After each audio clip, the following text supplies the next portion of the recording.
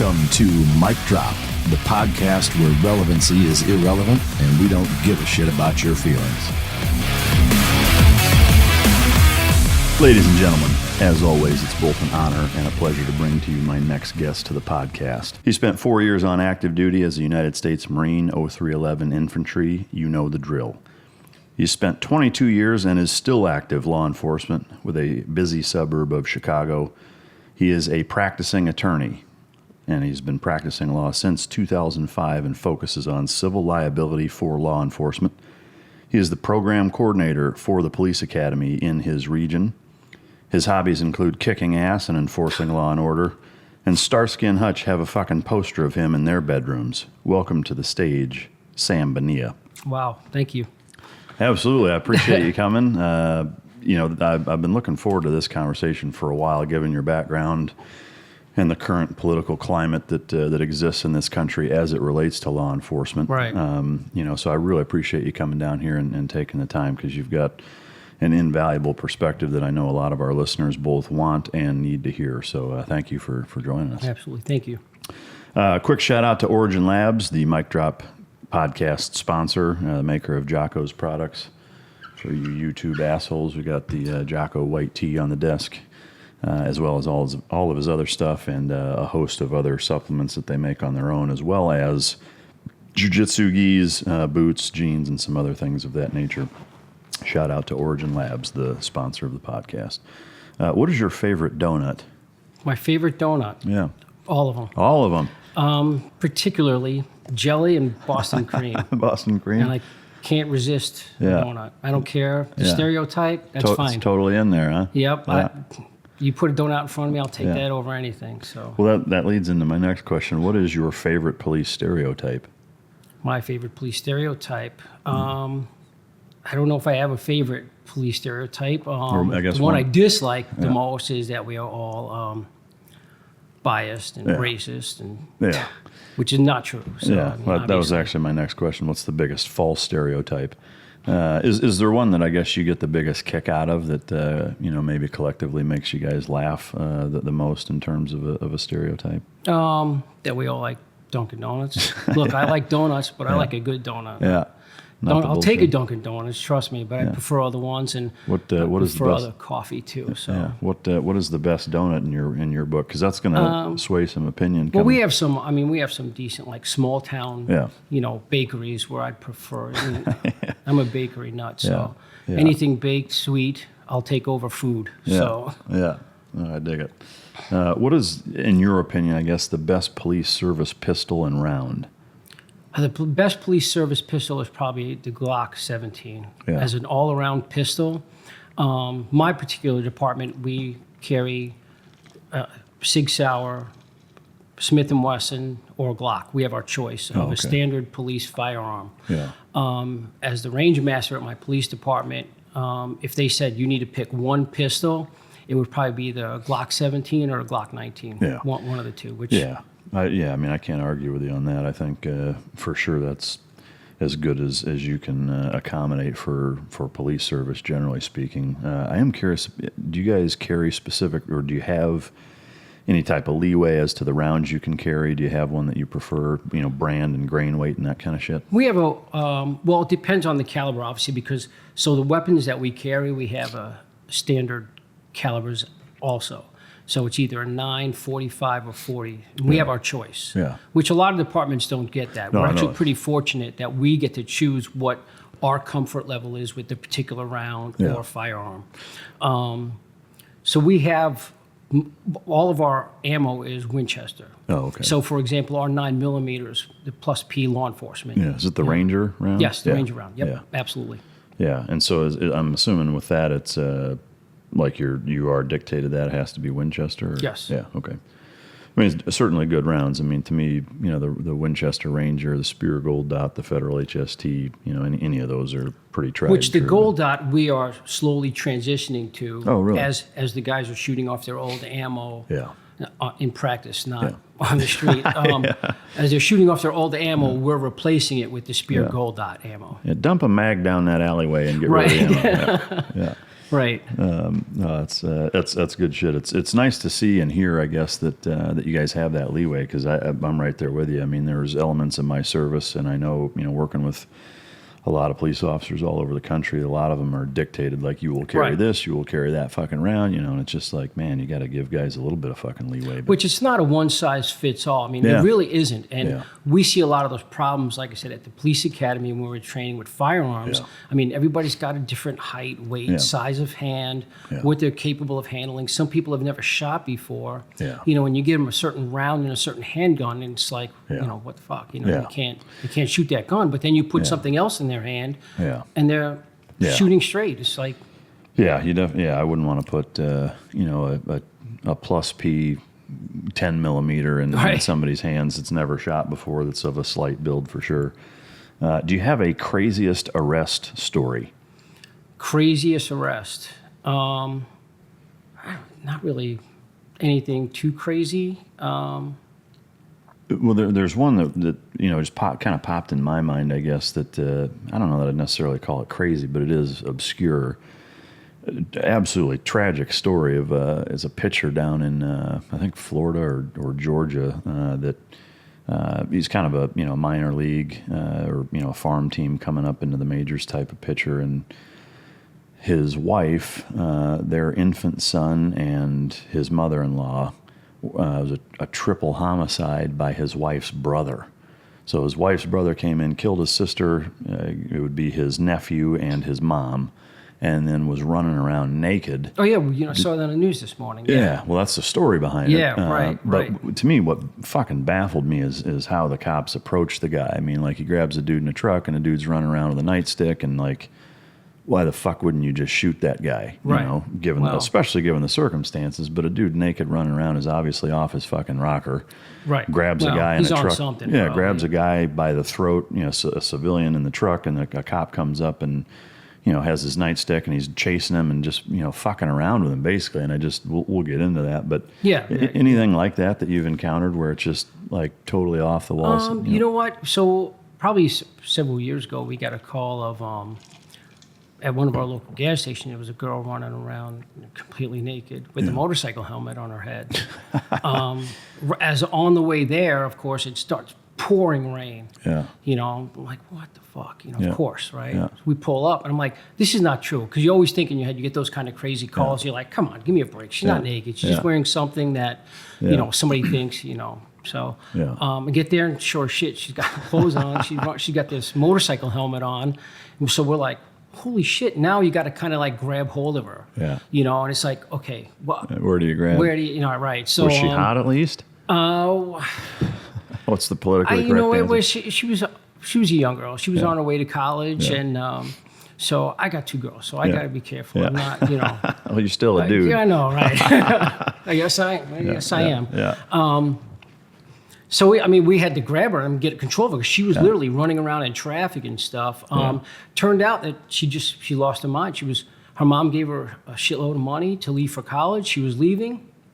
She stopped off at the Target, bought however much money she had in her pocket in DVDs. Her car was like loaded with these DVDs. What the fuck? Bought a motorcycle helmet and lost her mind. And we have no idea. But several years later, we got a letter from her mom basically thanking us for, take control of her, that she had an episode. And we're like, holy shit. So she wasn't on anything? She just lost her shit? Really? Yeah. Wow. Yeah. Just all of a sudden, just something clicked and she was gone, So. Man.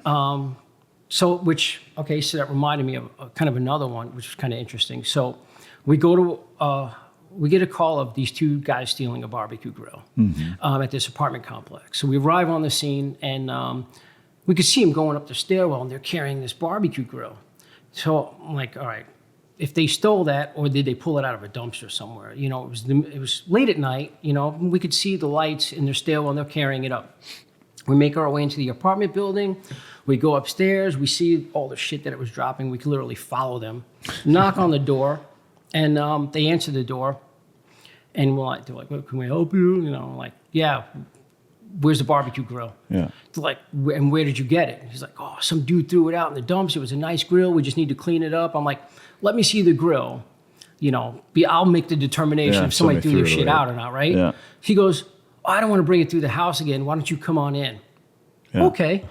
So we're walking through this long hallway in this house, and as we walk through, at the corner of my eye, I see this fluorescent light on this open doorway. Kind of look in there, and this guy's got a whole grow operation in his house. God, how fucking dumb is that? So we're walking through, we're like, are you freaking kidding me? Jesus. So we're dealing, and right away the kid goes, oh, this is not my house. Yeah. His high school diploma is hanging on his wall right there, and he's like, this is not my house. Yeah. But you're dragging a grill that you pulled out of a dumpster through not your house. Right. Yeah. So now we're standing there dealing with that, and all of a sudden some dude from the next door sees the squad cars outside, sees the police out there, comes running in here in his boxer shorts, says, you gotta come over.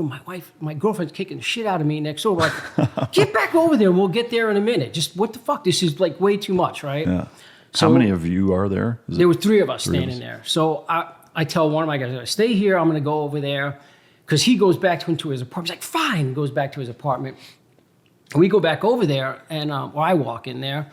And sure enough, I open the door to see what's going on. His girlfriend, who's standing there also in just her underwear, is kicking the shit out of him on the floor. He's like curled up in a ball, and she's kicking the shit out of him. He's like, oh, help me. I was like, all right. You can't make once again, I'm trying to grab her, and I'm like, I have nowhere to grab, you know? So I'm like... Well, I mean, so in both of those cases, I mean, how do you handle a naked woman, in terms of that? Is it just kind of you do what you have to do? You do what you have to do. You just have to grab her around the waist or something, or wherever you have kind to of just get control of her, you know? But I'm also worried about getting smacked or something too, you know?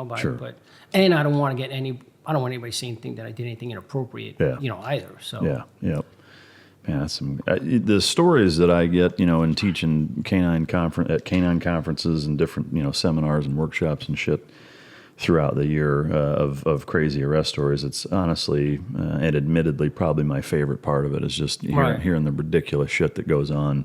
Oh, it's amazing that you just usually don't hear about, especially by the guys that are actually dealing with it. It's really pretty mind-numbing, the shit that you guys go through, and I think most people don't realize, the amount of stuff, and hopefully episodes like this for the non-law enforcement that listens, to the show give you a little bit of better perspective on stuff like that. Before I ask you about your morning routine, I am curious, what is it like being Sam's dad who's dating Mike of Forged? For those of you listening, I interviewed Samantha Bonilla, and her boyfriend Mike, former teammate, instructor of mine, not an instructor of mine. We were instructors together, but a good friend of mine that is a co-owner of Forge and whatever. How nutty is that? I guess does that always keep you on your toes? Yes, I'm constantly. Well, she has all these subscribers to everything, and especially a lot of the guys at the police department. And I get a lot of the guys who are like, Christ, I can't even imagine. Right. Hey, dude, did you see what your daughter posted? I'm like, no, I didn't. Well, let me tell you about it. Yeah. I'm like, that's all right. I don't need any, any specifics. I like I said, I see some of the pictures that she posts, and fine with it. She's not doing anything that's harming her or anybody else, and she's out there doing her thing. And look, she's got an awesome life. I mean, you can't deny that. Oh yeah. They're traveling, they're doing all kinds of stuff, and I mean, look, she's a pretty cool kid. I mean. Yeah.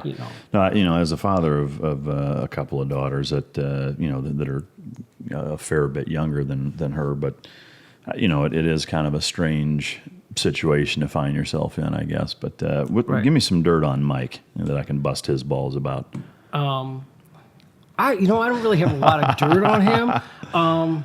He's a lot shorter in person than he is. Yeah, that's no shit. No, but he's an awesome dude. He really is. I mean, down to earth, very laid back. He's an awesome guy. He was in the Navy, but I mean, what are you going to do? What can you do, right? Trust me and Samantha kind of tag team his ass, when he's around us and stuff. We bust his chops, but he gives it right back, and which is cool. I mean, he's a great mug, no doubt about it. Shout out to Mike of Forged.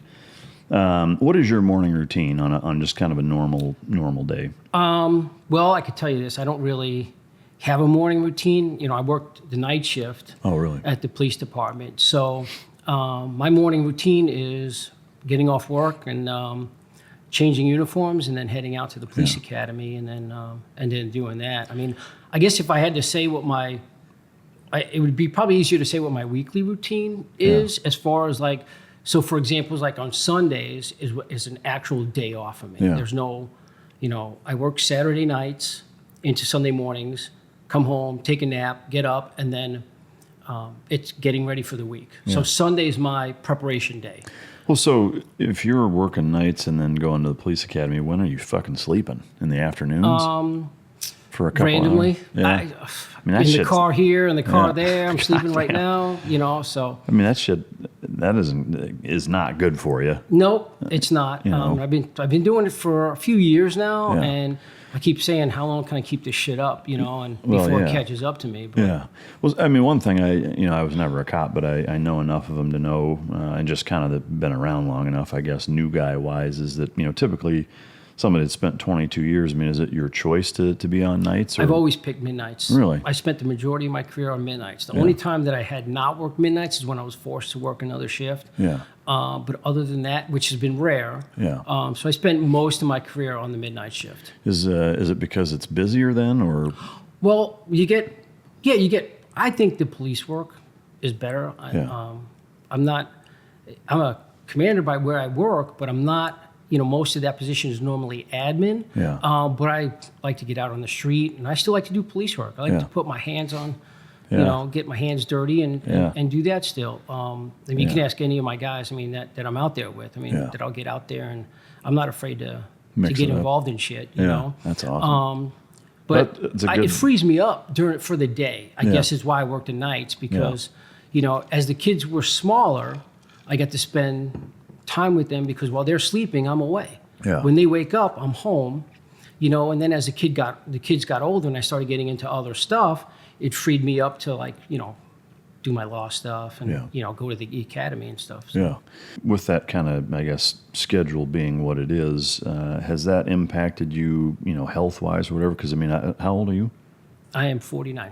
Because you look like you're younger than me, Thanks. There's nothing about your face or build, structure, whatever, that says, you have lead a super stressful life. I don't know if it's just genetics or what, but it looks like you take really good care of yourself. But I also know, sleeping in those types of patterns for most of your adult life is fucking hard on you. How do you balance that? I can't say I eat good because I eat like shit. I do. It's got to be fucking crazy. I'm not a dieter, yeah. And I spend a lot of time going through drive-thrus and shit. I probably shouldn't have, but, Taco Bell, Wendy's, whatever the fuck's open, in the middle of the night. Yeah.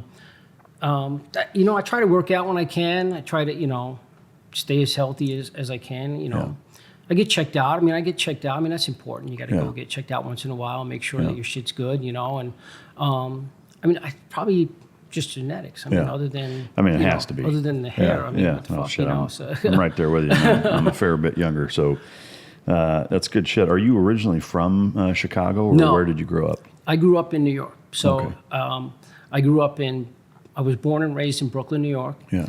In East New York, Stark City, which is now I think called Spring Creek or something like that. So when I was about 12, 13, we moved out to Long Island. Where I spent my teenage years, and then ultimately left for the Marine Corps from there, and I've been back to visit, but not to live there again. Could you describe the environment of growing up in Brooklyn and Long Island as a kid at that time? Did you have siblings? Was it hectic? Was it dangerous? What can you tell me about that? I do. I have a younger sister, and it wasn't. When you're growing up in that, you don't realize the dangers around you. You just accept that as your normal way of life. Yeah. I would walk to school. My parents, both worked. Both me and my sister stayed at home alone, and I think most kids that grew up around my time kind of did that when both your parents worked. And you kind of just came home from school, turned on the TV, and just waited till your parents came home. You had a snack. And, but I walked to school, and there wasn't, you don't really notice a lot of the shit that you notice now when you're out walking around and you're like, oh, look, drug deal there, gangbanger there. You're kind of oblivious to that. So growing up, I didn't really pay attention to that stuff. Yeah. Looking back now, going back now, I'm like, holy shit, I grew up here. So Yeah. Well, and I mean, were there any like crazy drive-bys or huge? No, nothing like that. I mean, Star City at the time was a new housing complex growing up. So it was safe. It was nice. It wasn't bad. Was it a project? It looks like it, but I wouldn't say they're like the projects. Yeah. It does look like it if you saw pictures of it. But I wouldn't say it's the projects. Yeah. And you know, and then moving out to Long Island, it was just like any other suburbs. Yeah. You know, you got your subdivision with everybody has a house and. Yeah. What did your parents do growing up? My mom was. She worked for a company called Light Alarms, and what they did was like if the power went out. You ever see those lights that light up, and so that's what they made. So she worked for there. I think she was some kind of administrative something. I mean, and my dad worked for a company called Continental Grain, and he started off in the mailroom over there at that company, and then kind of worked his way up to vice president. Worked his ass off, and he was kind of overseeing grain exports, soybeans, corn, you know, and he had a lot of responsibility with that, you know. Yeah. What were the biggest life lesson takeaways that you gained from your parents, seeing them work, the work ethic, things like that? What did you really take away from them? That's probably the biggest thing is their work ethic. I mean, both of them worked their asses off all their life to give us the life that we had as best they could, you know. Like I said, as we started getting older, I think they started identifying, you know, certain situations where we had currently lived and then took us out of that. Moved out to the suburbs where it was nicer and, you know, we could spend some time out there. And they worked their asses off to get, you know, I wouldn't say we were poor, but there were times when it was tight, you know, and you know, but it was, you know, I think they did the best they could, and I took that away from both of them, you know, as far as that work ethic, and you should work your ass off. And did you play any sports or anything like that growing up? I played football for 1 year in 10th grade. I was 130 pounds, and I got my ass kicked every day, and I thought, fuck this shit. I was like, so I didn't play a lot of sports. I really wasn't like into a lot of sports either. I mean, baseball was a big thing out by us. You know, my dad always took me to the Yankees games and the Mets games. I'm a Mets fan though, but and then you know, like we went to a lot of games. I love watching games live. I can't sit there and watch on TV. Now I can football, but you know, I'm not really like Do you, or I guess, did you have any hobbies or things that, I mean, what were you into as a kid that? Oh, I was going to be a rock star, dude. Really? Oh, yeah. Fucking music, huh? Yeah. What kind of music? At the time, it was like the 80s hair metal, Motley you know? Crue and fucking. Right. So that was going to be my thing. Like that was. Did you play any instruments? I played guitar. Really? Yeah. Do you still? No. I mean, could you pick one up and I mean, could you pick one up and play anything anymore? No. That's I could probably throw a few chords out there, and, you know, but it would be very, very rough. You lost the passion for it. Yeah. I mean, to me, that would be something that you know, as a guitar player, and I'm not good, but you know, I can play some songs and a few things here and there, but I enjoy it. You know, and to me, it's one of those things where, you know, in terms of thinking of all the other things that you do, something like that, you know, and that's for everybody out there. I think having something that is completely, you know, different and deflective of everything else that you have going on in your life. That you absolutely. I mean, and I keep telling myself, dude, take some time, chill out, pick up the guitar, you know, strum some shit out, you know, and chill out. But every time I think of that stuff, I pick it up. I'm like okay, done. I will say this. I mean, in today's day and age with fucking YouTube, I mean, like, goddamn, I wish we would have had that in high school or growing up. But I mean, with that, I mean, it's so much easier to play and get better with, you know, knowing, you know, being able to watch all that stuff. But absolutely. All right. So when you were in high school, you know, what if you could kind of walk through the process of deciding I'm going to join the Marines and how that shook out? I was always fascinated with the military growing up. I mean, growing up in the 70s and 80s, you had all like the Vietnam movies coming out and stuff, you know, Full Metal Jacket, Platoon, you know, Apocalypse Now, you know, all the, you know, like I said, all the Vietnam movies were coming out, and it was, you know, as a teenage boy looking at that, I mean, you get enamored by that almost, you know, it's almost glorified. You know, and I had family members that were in the military and stuff, and you know, I think at an early age, I knew I was going to go into the military. I just didn't know what branch at the time. I mean, I didn't know the difference between them, you know, growing up. watching like MASH on TV, shit like that was on, Yeah. So, I mean, that also kind of made the humorous side of, the military and stuff. Yeah. So I was kind of always fascinated by it. We would go see family members that were in the military. We'd be on the military base. We'd stay at the base hotel, and you get that mildew smell that I love now. I love that smell now, but it was like, what the fuck? I'm like, that old military. Yeah. How were your parents in terms of their reaction? Were they supportive of it? Were they nervous? Well, so at the time, I thought they were supportive of it. It wasn't until years later that my dad told me that he was totally against it. No shit. Yes. But he just didn't say that, or what? He never said a word. So I basically was like, you know what? I'm going to join. I'm going to join the Marine Corps. I came home and told my mom. My mom calls my dad. Oh, he's joining the Marine Corps, So my dad, but here's the thing. I was 17. I needed them to sign the paperwork. I couldn't do it myself. So I needed their permission. So my dad had like an hour and a half, 2-hour commute from Manhattan out to Long Island at the time. He would take the train. So this is the story he told me. He said, when my mom called him and told him what I decided to do, he was pissed. My son's not going into the military. He's going to college. We saved all this money. He's going to college. He's going to make a life for himself, The 2-hour train ride calmed him down. Really? He had time to reflect on that, came home and said, you know what, proud of you, son. If you want to do that, then that's what you want to do. In that fucking 2-hour time frame, that paradigm shift happened. Man. Yeah, and I didn't know that till years later. He told me, as my girls were growing up, and there were things that they did. I have 2 girls also, and Samantha and Sierra, and as they grew up and they were doing things that I were not happy with. Like what? No, I'm kidding. My dad's like, hey, dude, don't forget where you came from. I'm like, all right, So, and then he told me that story about that, and I'm like, Was there not known really what the difference, was branch to branch, was it the kind of the elite nature of what most people think of Marines in terms of discipline and whatever? Is that what drew you to them? Or? Yes. Yeah. So I have an uncle, and he was in the Marine Corps. And I remember when he came home from boot camp, seeing the uniform squared away, and it was like, and the family just making a big to-do about him. And it was like, holy shit. I mean, that's what I want. And then as I got older and I started looking into the different branches, it was kind of like, hey, I want, at the time, I want the toughest branch. I want, I want a challenge. Yeah. And what year was that you went in? 88. 88. And what was that process like, if you could just kind of synopsize your time in the Marine Corps?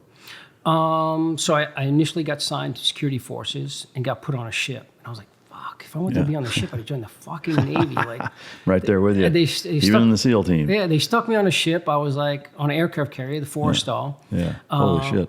Which was the forest fire. Yeah. And that son of a bitch caught fire when we were on it really? too. So yeah. Jesus, thing's a fucking tinderbox. Yeah. So at the time it was the oldest carrier in the fleet. So we got put on the aircraft carrier. You know what? In hindsight, looking back though, it was awesome. It was great being on the carrier. Especially during the Gulf War is when that broke out around that time. The first part of that when into Iraq and stuff. And they asked who wanted to go to the fleet. So everybody's like, yeah, I want to go to the fleet. I joined the Marine Corps because I want to kick ass. Let's fucking get me off this fucking ship, They were like, no, not everybody can go. Guess what? You're staying on the ship. Hearing stories later on about being out in the desert, being in the sand, how fucking miserable it was. Of course, this is when they were first getting acclimated to that environment, how freaking miserable it was, all the fires in the oil fields and everything. Dude, I had air conditioning. I had 3 meals a day. I was like, holy shit. Well, a lot of those guys didn't get to do shit either. They also, right. Some of them did. They just suffered in the sand. Yeah, a lot of them. Fucking running from scorpions and shit. So. Yeah. So, what, I'm assuming then when the first Gulf War broke out, were you on a deployment at all during that time? We got deployed shortly after that. Yeah. And just as kind of like a quick reaction thing, like just waiting for shit. Yes, that's all we did. Yeah. It's funny because when to go back a little bit, when I first left, my mom's like, kissing me goodbye. I'm leaving for boot camp in the morning and shit. My mom was like, hey, whatever you do, don't sleep with a prostitute, your dick will fall off. Who says this? That's my mom, right? Your So mom I'm like, does all right, it. thanks for the advice, Mom. You know, right? It's fucking hardcore. I mean, she grew up in Brooklyn, right? She's tough as nails. So The fact that it was your mom and not your dad telling you that is right. priceless. So, well, she's looking out for her baby boy, Yeah. you know. So, so then years later, which brings me to the Gulf War, I'm like calling home, like, Mom, you're sending me to war, right? I may not never see you again. Yeah. Right? We didn't know what the fuck was going on, you know. Yeah. She's like, dude, relax. You're on a freaking aircraft carrier. You can't build a better fighting hole than that. Yeah. What the fuck? You know, Yeah. I'm like, okay, see you, Mom. Yeah. I'm like, thanks.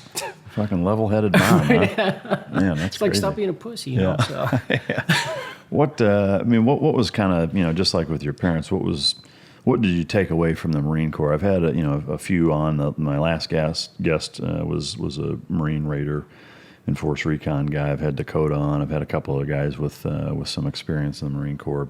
Mm-hmm. There's certainly almost a stereotype or a cookie cutterness with Marines in a certain way that I think is awesome. That they do a fantastic job in molding young service members to be a certain way, to carry themselves a certain way. What was kind of your favorite thing about the Marines, or what you took away from your time there? Well, I can tell you this. I knew what I was getting into when I got there. Mm-hmm. None of that shit shocked me when I wasn't like, holy fuck, what did I get myself into? Which a lot of guys there were like that. And I was like, you didn't fucking know what you were getting into when you signed that paper? Like, how did you not know? I mean, you're getting yelled at here. Like, there were dudes like crying, like, I can't believe I did this. Like, the fuck do you think was going to happen? Right, what did you think was going to happen? I was like, this is awesome.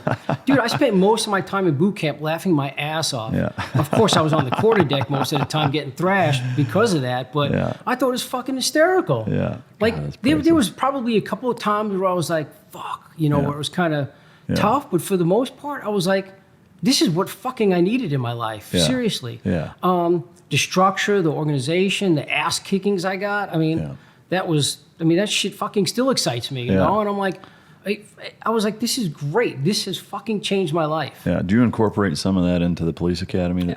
As much as I possibly can. The biggest complaint I get is, what the fuck, this isn't boot camp, you know? Like, but that's, but the structure and the way they do things there is just amazing. They take this large mass of morons, men and women and basically break them down, strip them of everything they've ever known, and like literally like they're born again. Yeah, it's like reprogramming. Yeah, totally. You know, and they instill all this shit in you that you're just like, wow. It reminds me almost like what was that movie?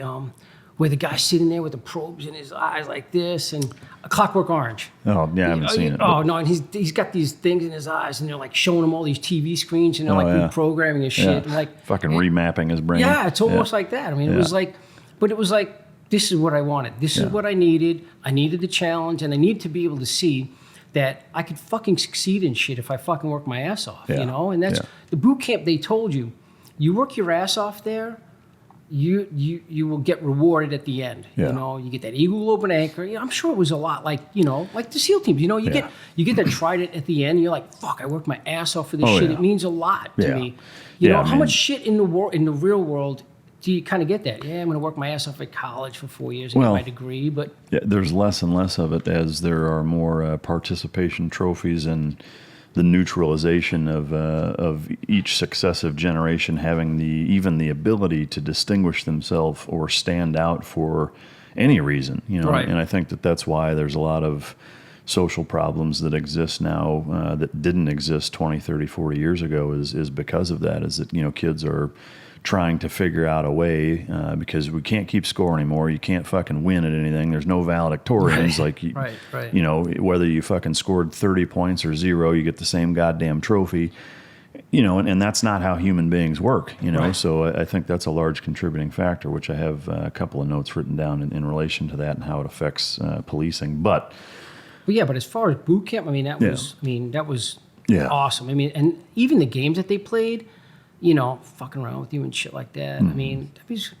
I thought that shit was funny. Making you down 2 canteens of water right after chow, and there's people throwing up and shit, and I was laughing and puking at the same time. It was fucking hysterical, like, get on your face, okay. I'm like, I'm laughing at the same time. What the fuck do you think is so funny? I'm like, Yeah, I'm sure you were a hit with them, no Yeah, doubt. right. So wrapping up your career and time in the Marines, did you do multiple deployments or just the one? I went on three deployments. Oh, wow. Were any all of med them- floats. Yeah. All were med floats. I was on the East Coast. I was Yeah. an East Coast Marine. Yeah. The East Coast, they go out to the Mediterranean all the time. So Yeah. I did 3 med floats, and the first time was awesome. You got to see all the different things. We went on some training ops and with different nations and stuff. And but after the second and third one, I was like, fuck, same Yeah. place, same ports. Yeah. So I'm like, okay, I've Yeah, it's seen time. it. Time to roll. I actually tried to re-enlist, and it was after the Gulf War, but they had activated so many reservists, and I wanted to change my MOS. And they were like, no, you can re-enlist in the infantry, and as soon as we get something open, Yeah. we'll get you. I'm like, Fuck that. I was like, all right. Yeah. Now I got at the time, now I got a wife and a kid, Yeah. Samantha was born by then, so I was like, they'll get out, Yeah. So once you did decide to get out and pull chocks, walk us through that process from when you got out to, getting into law enforcement and how that happened. All right, so after I got out, fucking clueless to the civilian world. Yeah. You get out and you think that, in the Marine Corps, they hype you up. You're the Marine, you're the best. Everybody's going to look at you. You're hireable, They give you all this stuff. So you get out with all this confidence that you're going to take over the world, when you get out. And shit isn't like that, in the real world. And I could see why, a lot of military guys get out and they get, really disenfranchised with being a civilian. I mean, because it's not like the military. Nobody's telling you, when to eat, how to dress, or what to do anymore. Now you got to fucking figure that shit out for yourself. Yeah. And then when you get out with the family, it's even worse because now you got to take care of your family. And I'll tell you, when I got out, I had no clue what I was in for. I get out, we moved to Tennessee, which is where my wife was from at the time. And so we go to Tennessee, and I went to the employment office, looking for a job. I'm thinking, all right, just go there. They'll get me a job. This will be great. So I walk in there, and I fill out all these forms and stuff. I sit down with the counselor, and he's going through, oh, yeah, okay, nice. Wow, he did this, he did all that. Okay, this is great. Yeah, I got nothing for you. I was like, you're kidding, right? He goes, no. He goes, all these things are wonderful, but they're not transferable in a civilian world. Yeah. I'm like, dude, I got a wife and a kid. I need a job. Like, can you give me anything? I'll fucking shovel shit or something. I don't give a shit, Yeah. He goes, nah, I don't have anything for you. So, talk about being deflated, going home and just being like, fuck, now what do I do? So, you know what? Fucking adapt and overcome, just like anything else. And I fucking worked at a gas station on the night shift so I could go to school during the day. Yeah. Wow. That's what I did for several years. No shit. Yep. What were you going to school for at that time? Accounting. No I shit. was going to be an accounting clerk, right? So, Was that was that kind of the path or the goal that you had set? you know what? When I went to the college, and I started off at a community college, a local community college, and I figured I want to get into business and stuff like that. Yeah. I want to have a business degree and or something in business. So I started off with accounting, and that's kind of talking to the counselor, and they're like, yeah, that's good, that's fine, So So did you end up getting your degree in accounting? no. Yeah. Yes, like probably with most people, Yeah. you start changing shit up as you go through. Yeah. So I got my associate's degree, and then after I moved to Illinois was when I finished my bachelor's degree. What made you decide to go from Tennessee to Illinois at that point? So my mom and dad had gotten, my dad had gotten transferred from Manhattan. His job was bought out. His company was bought out by Cargill. So Cargill bought out Continental Grain, and they offered him a job in Illinois. Yeah. So he took it, and he moved to Illinois. Him, my mom, and my sister all went because my sister was still living at home at the time. And after living in Knoxville, we lived in Knoxville at the time, so it was Knoxville, Tennessee. I was like, I'm still working at the gas station. I'm like, I'm finishing up school. He's like, why don't you come up here? Come to Illinois. They got jobs everywhere. You got the city, you got the suburbs, you got country. It's a little bit of everything. Yeah. So I'm like, fine. So that's where we go. We move up to Illinois, stay with them for a while, get established. I was working as an accounting clerk at the time. When I got up there, found a job right away, like I said, as an accounting clerk. And then I just saw an ad in the newspaper for police. And I was like, you know what? Fuck it. You know what? I'll give it a try. What the hell? You know, it's. Yeah. I had no idea about the benefits. I had no idea about all the other stuff associated with it. I just thought going from the military to law enforcement seemed like a normal transition. Yeah. You know, so I was like, you know what? I filled out the application. I filled out that application for, you know, that particular municipality, and I was number 2 on the list, and ultimately ended up getting hired within like a year. So. Yeah. What were the first few years like as a cop? It was a lot of learning. Yeah. Yeah. It was a lot of learning I had some good veteran police officers that I worked with and that worked under. I'll tell you what, I was more afraid of those guys who worked in patrol than I were my supervisors there. Yeah.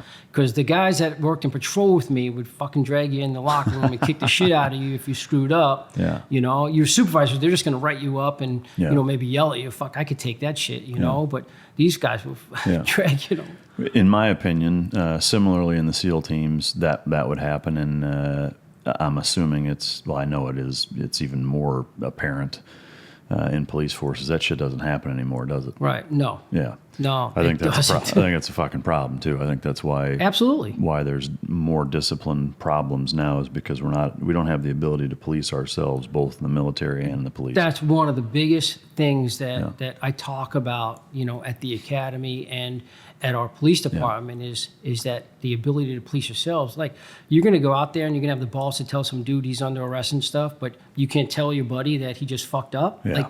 Like how is that possible? Yeah, no, I mean, it's a huge problem, no doubt about it. And I've got a couple notes written on that as well, so I don't want to get too off track, but I am curious. Gotcha. In terms of those first few years and the subsequent years leading all the way up until, you know, here you sit at 22 years, could you walk us through kind of your career as a cop and give us some of the highlights?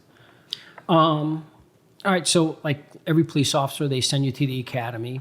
I thought the academy was going to be a lot like boot camp, you know, and it totally wasn't. I mean, the police academy that I went to, which is the one that I coincidentally work at now, was they basically had one college. It was at a community college. They had one college room, and we just, you know, sat there learning all day. We did some practical scenario stuff, but nothing too complicated. I was like, this is it, you know. I had a wheel gun that my department at the time was traditionally still a wheel gun department. The 38 357 yes, combo? Yeah. Exactly. Yeah. The Smith & Wesson 686. I still have that fucker too. We actually shot those in the SEAL teams. With the only time we would carry them is on diving operations. You know, which is good to have a wheel gun if you're coming out of the water, but that's the only time we'd ever fuck with it. But nice gun, but I damn sure wouldn't want one as a cop. Right, exactly. Yeah. But it was a traditional thing that we were, you know, that our administration at the time felt that you're on probation, you're carrying a wheel gun. Yeah. When you get off probation, we'll give you a Sig Sauer 226 9mm, and that's what you'll carry then. So. Yeah. So it was an easy way to distinguish who was who then. If you're carrying a wheel gun, you're a spanker new guy. We were the only department at the police academy with a wheel gun.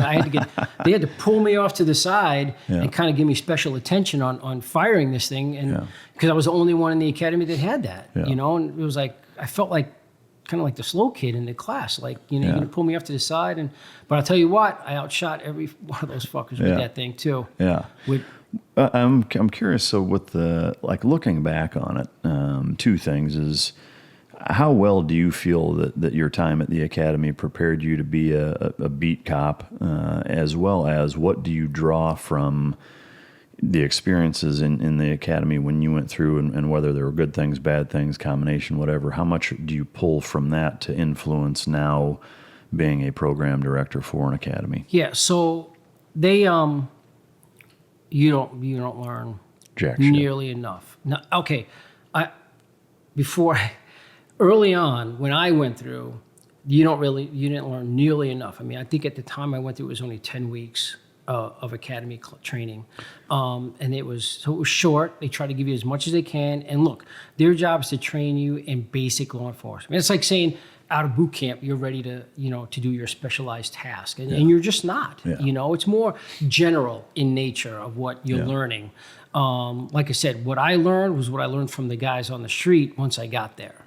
You know, and hands-on experience. You know, learning for myself. Look, I fucked up a lot. I still fuck up a lot. And that's part of learning. I mean, if you're going to get out there and get your hands dirty, you're going to screw up once in a while. You know what? Yeah. You fix it, and that's it. What was the process from, as soon as you finished the academy and, moving into being, on whatever shift you're on, et cetera?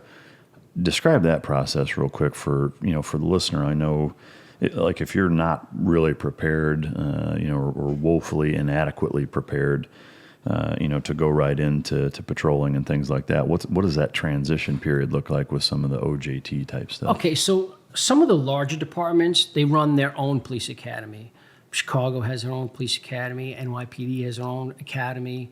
A lot of the larger cities have their own police academy. Yeah. For us out in the suburbs, it's one police academy for multiple municipalities. So the only thing that we're required to do in those academies is get you certified by the state. Certified by the state of Illinois, that's it. Mm-hmm. They give us a curriculum that we have to teach, and we have to hope that we do the best we can for the officers that are now going to these respective departments. Yeah. Once they get to those departments, the standard thing that they do is you spend about a week to 2 weeks in-house, learning administrative stuff, learning the culture of that particular municipality. Because you could go from one suburb to the next and it'd be totally different. Mm-hmm. One has a gang problem, the other one has business problems, the other one has, other issues, associated with it. So everybody has their own little nuances in their municipalities that they have to focus on. Yeah. So they take that generalization that they learned in the academy and then they break it down to a more specialized, catering to the culture of their particular municipality. Yeah. And then they stick you with an FTO for however many weeks. Ours, for example, is like 3 months, but I know there's other municipalities that are a lot longer. An FTO is a field training officer, who's a veteran police officer that now takes you out and basically shows you how to actually be a cop. How to actually be the police. Yeah. And so from that point on, once you get, kind of certified or, you get the field training officer to basically sign off on you having your shit together enough to roll solo or be, a Sig Sauer toting actual cop. What did you go through at that point, like from the time you started rolling solo? Walk us through your career up until current. All right, so now you're on your own and you're out patrolling. For a couple years, they kind of pick your shift for you. They say, hey, where do we need this particular manpower? Mine was on midnight shift. We stuck all the new guys on the midnight shift at the time, which was fine. I mean, it was okay with me. I realized the value of working that particular shift. And then the rest of that is just the more you get involved in stuff, the more you learn. There's a lot of guys out there that kind of like, look, I'm on the street. I'm just going to get through my career. I don't want to get involved in too much shit. I just want to get through my career and be done. Just checking the box. Checking the box and being done. But when it comes to, look, you don't get to dictate what kind of calls come in. Yeah. You don't get to dictate what kind of calls you're going to take. You get assigned a call, you're taking that call, and if you haven't had the experience prior to dealing with that, you're going to fuck it all up. Yeah. So as a new police officer, it's important to like get involved with as much shit as you possibly can. And then, because that's how you learn, and that's how you're going to learn. And if you can't find the shit yourself, find a mentor who's out there finding shit and ask questions of them. Help them. Come in and help them process. Ask them how did you get that gun out of that car? How did you find those drugs? What did you do exactly? How did you talk to those people? That's how you're going to learn on your own. Yeah, you could go about your career burying your head in your sand. You don't learn shit. Yeah. But the more aggressive you are out there, the more you're going to learn, the less likely you're going to screw up later on down the road. You know? And so you initially got on midnights, and then how many years did you do that before they moved you to a different shift? Well, the first few years they rotate you through every shift to kind of get you exposure to each shift, and then after that, after I think a couple of years, they were like, okay, you could get to pick your shift. Now, our municipality is very unique in that regard, because I know there's a lot of agencies that say, we don't give a shit what you want. This is the shift you're working. Yeah. Get out there and get to work. Yeah. So after you rotated through, got experience at all, you go back to picking midnight space, and you've pretty much done that ever since. Absolutely. Yeah. Yes. If you could, where did you and why did you squeeze in getting your law degree, because if I'm doing the math right, I'm assuming you were there for what, 8, 9, 10 years, somewhere in there, at the point with which you got a law degree. What was kind of the drive for doing that, and how did you do that? How and why did you do that, I guess, during that time? So I was hired in 97, and then in 99, I finished my bachelor's degree, finally. Mm-hmm. So I got my bachelor's degree in business management. And then after that, I'm thinking, okay, that wasn't so bad. Maybe I should go get my master's degree. Maybe, what should I do to further my education? We'd go to court all the time, and I'd sit in court as a police officer, and I'd look at the attorneys and be like, I can fucking do that, right? I'm thinking, yeah, I could do that. It's not that difficult, and then you get in your mind like, okay, well, who makes all the money in the U.S.? Doctors, lawyers, right? They tell you that those are the big professions to get into, and you're going to make some money and stuff like that. Not necessarily the case. But again, I'm thinking, you know what? Screw it. I'm going to challenge myself. Again, here's that Marine Corps thinking, but also I didn't really do a lot of research into it. I just did, you take your LSAT test and then you get in it and you're so excited that you got accepted to a college for your law degree.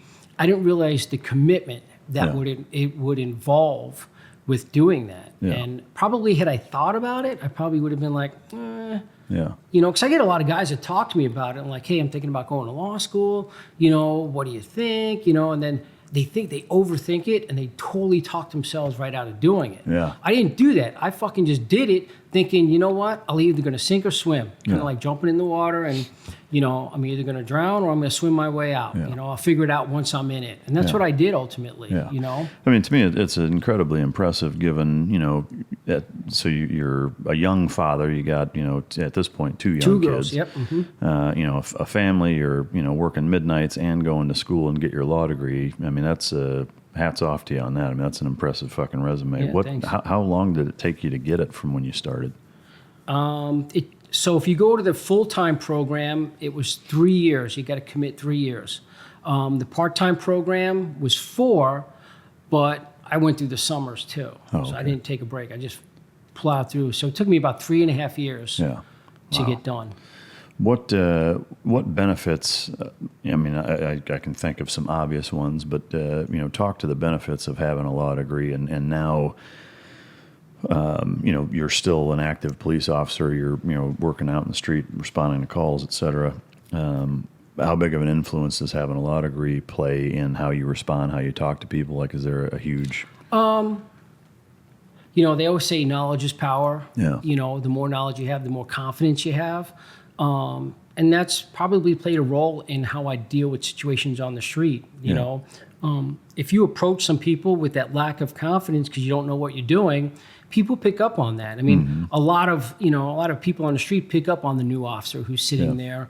First of all, they got all their new shit on. They got all the new stuff. They look like they're 12. They look like they're 12. They're talking to people, not looking them in the face. They don't have that, that confidence, that command presence that you typically need as a police officer dealing with certain situations. Yeah. I think that helped me in that regard because now I knew the law.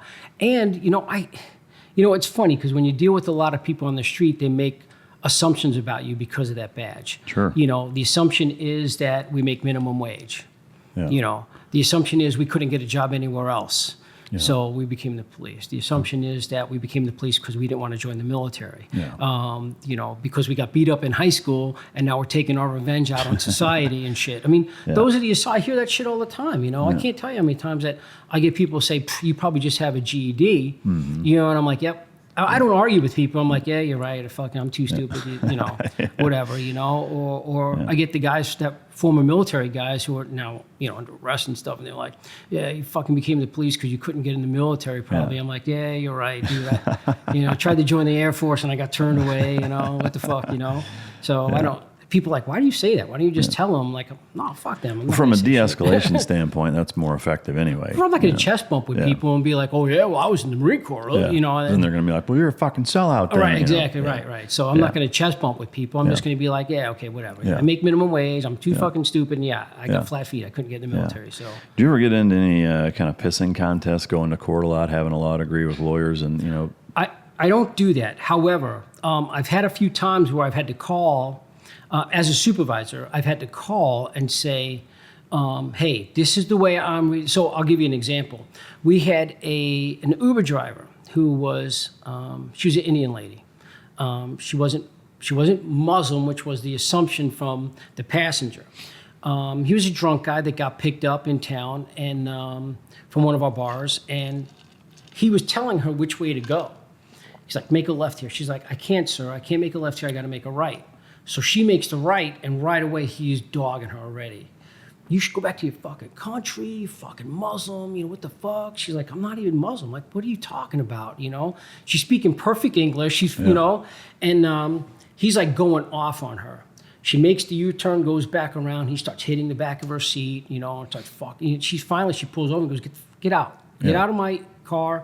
He's like, fuck you, I'm not getting out. Starts attacking her, crawls over into the front seat, and Jesus. you know, she goes running out. She's calling 911. You know, we go flying over there. He ends up getting arrested. I mean, he put his hands on her. It was arguably to what extent he put his hands on her. He said one thing, she said another, but still, you can't touch people. It's a battery, done, right? So they hook him. They bring him back to the station, and now it's like, okay, what do we do with him now? I go, he's not getting a simple battery charge. That's a misdemeanor. It's a minor crime. He'll bond out and be on the street again. I go, what he did is a hate crime. So I pull up the statute, make sure that, you know, because I can't remember all the statutes too. I know attorney, cop, I can't remember all that shit either. So I got to look it up and make sure all the elements fit the fact pattern here that we have. So I pull it up, I hand it to my guy, I go, we have a hate crime. Once he starts calling a Muslim and all this stuff, and it's based on religion, race, creed, whatever, anything that you do is now a hate crime. So if you have a battery, that elevates it to a felony from a misdemeanor. Why is that? I mean, do you know what the and I'm not justifying his actions by any means, or anybody's for that matter, but I am curious. The label of hate crime, especially in kind of pop culture nowadays, gets exercised quite a bit in terms of accusations, et cetera. Why is that such a jump up inflammatory wise, you know, in relation to some other things, whether it's drugs or assaults or other things, is that if it's influenced by what's considered a hate crime, why is it elevated? Well, to protect those particular people. I mean, it's not, and when I say those people, I don't mean like Muslims. I mean anyone, regardless of whether it's based on gender, sexuality, based on, you know, your perceived race or religion, you know, because not everybody, like he perceived her as a Muslim, and she's like, I'm not even Muslim. Yeah. But because of that, it elevates that to protect those particular victims. Yeah, I guess the way I look at it is that, you know, if it's wrong, it's wrong. No matter whether, you know, if you smack somebody, whether it's because you think they're Muslim or they're an asshole or they're trying, you know, or they don't like you, or, you know, to me, the problem I have with stuff like that is the inconsistencies, and you see that a lot in our society. I mean, our society is filled with them. But to me, like if it's capable of being a felony for grabbing somebody, then to me it's like, why isn't it just that way across the board? Well, so I guess to kind of answer that, it would be, which is why we have a screening process with our state attorneys before they'll approve any felonies. Okay, in order to get a felony approved, you got to screen it with them. They review the facts and make sure that everything is on point, and that you could prove those particular elements. Proving a hate crime is often very difficult because the action or the criminal action has to be motivated by that bias. So that's very hard to prove in a lot of cases. You go to a church, let's say you go to a synagogue, you know, and you're spray painting whatever, you know, dye, whatever, you know, dye Jews or whatever, and that's a hate crime because it's based on that religion, or it's based on that, you know. So that would be elevated based on the statute because they're protecting people from those kind of biases within our society, but they make it very hard to prove. Yeah. So back to this, back to the story. So he does this. I'm like, it's a hate crime. He was based on the perceived. We call the state's attorney. He's like, no, it's just a battery. I'm like, dude, no, it's not. I go, she's a victim based on these particular facts. Her perceived race or religion, which he had no idea about. That's what his actions were fueled by, because he got in the car and he was normal until he started disagreeing with her. Yeah. And then when he started calling her all those names and then putting his hands on her calling her those names, it was now a race thing. Yeah. I mean, I understand that. I guess and I'm not saying I necessarily have a problem with it, the way that some people may perceive me questioning about it. It's more of a, if I slap somebody, like there's an element of me that thinks, or, if anybody slaps anybody or grabs them or whatever, to the point where it's a crime. To me, it's like there's an element, in my opinion, of saying, well, if it's irrespective of why they're doing it, it should just be what it is. Like if it's a felony, then if it's capable of being a felony, whether it's because I think he's an asshole or he's this or that. To me, like there's a certain part of me that just says, like, why not just make it all that way? But I see what you mean, and I get the intention behind it, and I think that's one of the problems. We'll take red flag laws, which we'll get heavy into here in a few minutes, but is similarly is that, the intention behind the statute is very well intentioned. Sure, absolutely. But, there's times where I think it backfires and ultimately ends up causing more fucking problems. But Mike, I'll tell you, it doesn't get charged very often. Yeah. Because of that. Yeah. It doesn't. And so we call the state attorney, he's like, no, I'm not going to approve that. Yeah. Now I have to get on the phone and not argue with them, but I'm like, hey, in our society, in our culture today, with what's going on in the news and everything, do you really want this lady coming forward to the media and saying, hey, this guy attacked me based on what he believed I was, and I'm not. Yeah. And these officers didn't do anything. They charged him with a battery and released him. Yeah. And I was like, do you really need that? And I said, not only that, but let's look at the law here. So he had asked me if, as an attorney, have I had to, that was one particular case where I did. And after we discussed it a little bit, he's like, you know what, let me call my boss and let me make sure. And they called back and he's like, all right, we're going to go ahead and give it to you. Yeah. So this was the district attorney?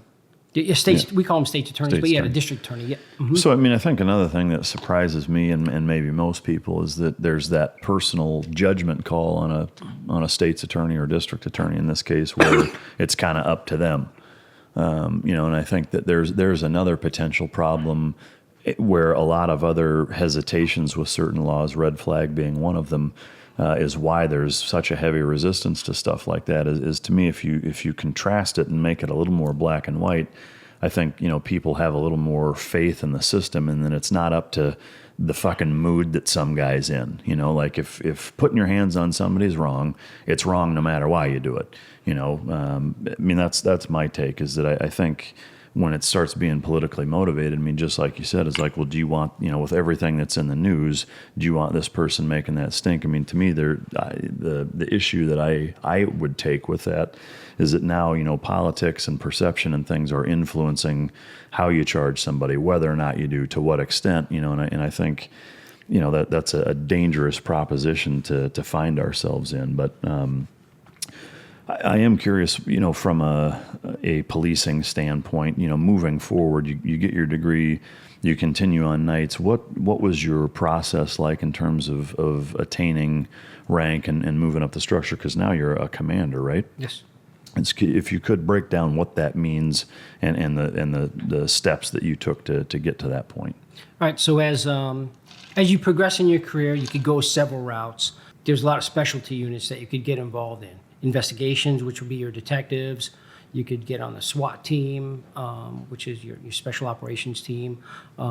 We have like a TAC unit, which is a plainclothes unit that you can get involved in. I mean, there's a lot of specialty areas. I mean, dealing with the elderly, we have a special, officer for that. Dealing with the youth, we have a special officer for that. I mean, there's a lot of different things that you could get involved in as you progress in your career. A lot of specialty things, whether it's DUI, drug detection, or whatever the case may be with regard to law enforcement. There's a lot of specialty units you get involved. For me, I got involved with our SWAT team, with our TAC unit, and started doing a lot of stuff like that. And you start moving up, basically building your resume for promotion. Yeah. And then with my education also kind of that I'm sure helped out a lot as well. Yeah. And then we have a test to be sergeant. So if you want to be a sergeant, you have to do what's called an assessment center. A lot of municipalities do this differently everywhere. Some you take a written test, others you take a written test and do an assessment center, which is basically running you through scenarios. Us, we do just the assessment center and then we do an interview. Yeah. So they run you through scenarios, kind of like a board almost. Yeah, like a merit board, right? Yeah. Where they sit there. Well, they'll put you in like certain situations. Like for example, you'll have like a fake roll call or fake briefing, and you'll have role players in there, and they'll be disruptive, and they want to see how you handle that as a supervisor with dealing with, the disruptive. Do they actually officer. mimic those scenarios, or they just verbally walk you through that? No, they actually mimic the scenarios. Yeah, goddamn Hollywood scene, huh? Yeah, so you're basically sitting there doing. You got your notes in front of you, doing your roll call, and you got one of the role players takes out a newspaper in the middle of your briefing and starts reading a newspaper, and you're like, "Hey, dickhead! Hey, what the fuck are you doing?" Like, oh yeah, and they're like, yeah, whatever. And then you kind of got to go through that and kind of like handle the situation, Yeah. And they see all kinds of responses. Supervisor gets up and basically rips the newspaper out of their hands, rolls it up, smacks them across the head with it, goes and sits like, what the fuck? Yeah. So they do all kinds of, they get all kinds of responses based on that. One of the other ones is dealing with an employee that is getting beefed on. Yeah. First of all, you have to deal with the person coming in to make the beef, make the complaint. This officer did this, did that, did this. Then you have to console that person, figure out what you need to do there, and then you go and deal with the officer. So they kind of do scenarios like that where you're taking the complaint and then dealing with the officer. And the officer's sitting there like, fuck them. I don't give a fuck what they say. It's not what happened. Come on, you know me. I didn't do that shit. And you got to deal with them. Yeah. Come on, bro. Right, exactly. Yeah. So they do different scenarios like that. They do like a mass scenario where you have like the shit is hitting the fan everywhere. They put a map of the town, behind you, and they're like, okay, this bank was just robbed. The offender's running this way. What do you do? Okay, well, I'm going to move this car here. I'm going to call for backup here. I'm going to do this. Okay, now there was an active shooter at the school at the same time. You're like, fuck, now I got to do this. I'm moving this. Now there's an earthquake. Now there's a flying saucer landing in the middle of town. And you're like, that's a shitty shit, day, right? Yeah. So it's kind of like you have to go through all of that. Yeah. And then at the end, they say, okay, where is this guy located at? And you got to run through your head and say, all right, I moved him here and then I moved him there. So you got to have accountability for all your guys are. Yeah. So it's kind of like different scenarios like that. No, that makes a lot of sense. I think that's good training for sure. And that's to make sergeant. That's to make sergeant, right. And then from sergeant, where does it go to get to commander? Like what's in between that? So after you take your assessment center, then they do like interviews and stuff. Like you meet with the board and they kind of interview you and they kind of do their own little questioning. Like you had said, kind of like, where they kind of just talk to you, see where your head's at. And then from there, if they put you on a list, and then depending on how much movement there is, they'll open up ranks for you, and you move up as a sergeant. What can you walk through the different ranks from sergeant all the way to commander? Well, at our particular police department, we're a smaller municipality. You go from patrolman to sergeant to commander to deputy chief to chief. Yeah. Okay. We used to have a lot more ranks, a few more ranks in between there that we've ultimately eliminated save money and efficiency. But you have a lot of departments that have, captains, lieutenants. Yeah. Detectives. Fucking. I mean. What? How many? What's the population of the town or the municipality that you guys cover, and how many police officers are there in your department? We have about 25,000 to 30,000 nighttime. We have a large business area. We have a mall. So our daytime population is a lot more than our nighttime population. Would you say like it almost doubles? I wouldn't say it doubles, but you get the people that are all at work. Yeah. You get the customers that are all there. You know, the people that are the public that are out shopping and stuff. So our daytime population increases, you know, a little bit more than our nighttime population of the people who actually live there in town. Yeah, and how many cops total are on the force? We have 50. So like I said, we're a small municipality. Yeah. What does that breakdown look like in terms of patrolmen, sergeants, commanders? Because there's only, and how many deputy chiefs are there?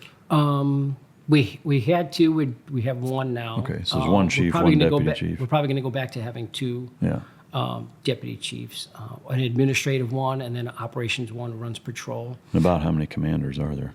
You have one in detectives, you have an administrative commander, you have one on each of the 3 shifts. So those, you get 3, 4, 5. And then the rest are sergeants and patrolmen. The rest are sergeants and patrolmen. What are you a commander of? Is it the night shift? The night shift, the midnight shift, yes. Yeah. And so how many guys are you having to no shit manage? Well, we have overlapping shifts. So that could, you know, some of the afternoon shift guys end up on my shift. So it could be anywhere from 4 on our night shift to 8 to 10 total. Yeah. Depending on what shift you're on and what, you know, how they're rotating through and stuff, you know. Okay. Plus our TAC unit that's out there, if they're available. Yeah. Any specialty assignments that are out there. You know. And if you could kind of synopsize your management style of those guys and the things that you deal with and the challenges, et cetera, what are you having to deal with in terms of managing them day to day? Like what are kind of the bigger problems that you have with them? Some of the bigger problems is that probably our biggest problem is that it's probably no different than managing a bunch of kids sometimes. She's touching me. He's touching me. Stop touching him. Would you stop touching him? All right. No, like he's touching me. He's, like you know. Cop to cop even? Yeah. Oh, well, that's what I'm talking about is that, you know, just the stupid guys. Shit. Yeah. Just stupid shit. You know, just stuff like, it's like, come on, can we all just get along, please? You know, probably internally, that's probably the biggest, you know, problem. You know, and it's not unlike the military where, you know, also you got the rumor mill that goes around, you know, it's like, all right, guys, shut the fuck up, stop talking, you know. Yeah. And then you got a lot of time, like we talked about earlier, it was like, I'll get guys coming to me and saying, so-and-so left the squad car dirty. All right, did you say anything to him? Well, no, I'm telling you, you're the boss. Well, I'm going to say the same shit to him that you could say to him. Why don't you just go to him and tell him, hey, dude, stop fucking leaving the squad car dirty, you know? Well, because I'm telling you, can you do something about it? I go, I'm going to do the same shit you could do. Yeah. Well, you know, come on. What are you really wanting me to do? Yeah. You know, that you can't handle. Yeah. That's what I'm talking about, is that a lot of you guys are just afraid to say shit to each other, and it's petty bullshit. I'm assuming that when you first came in, that wasn't a problem, right?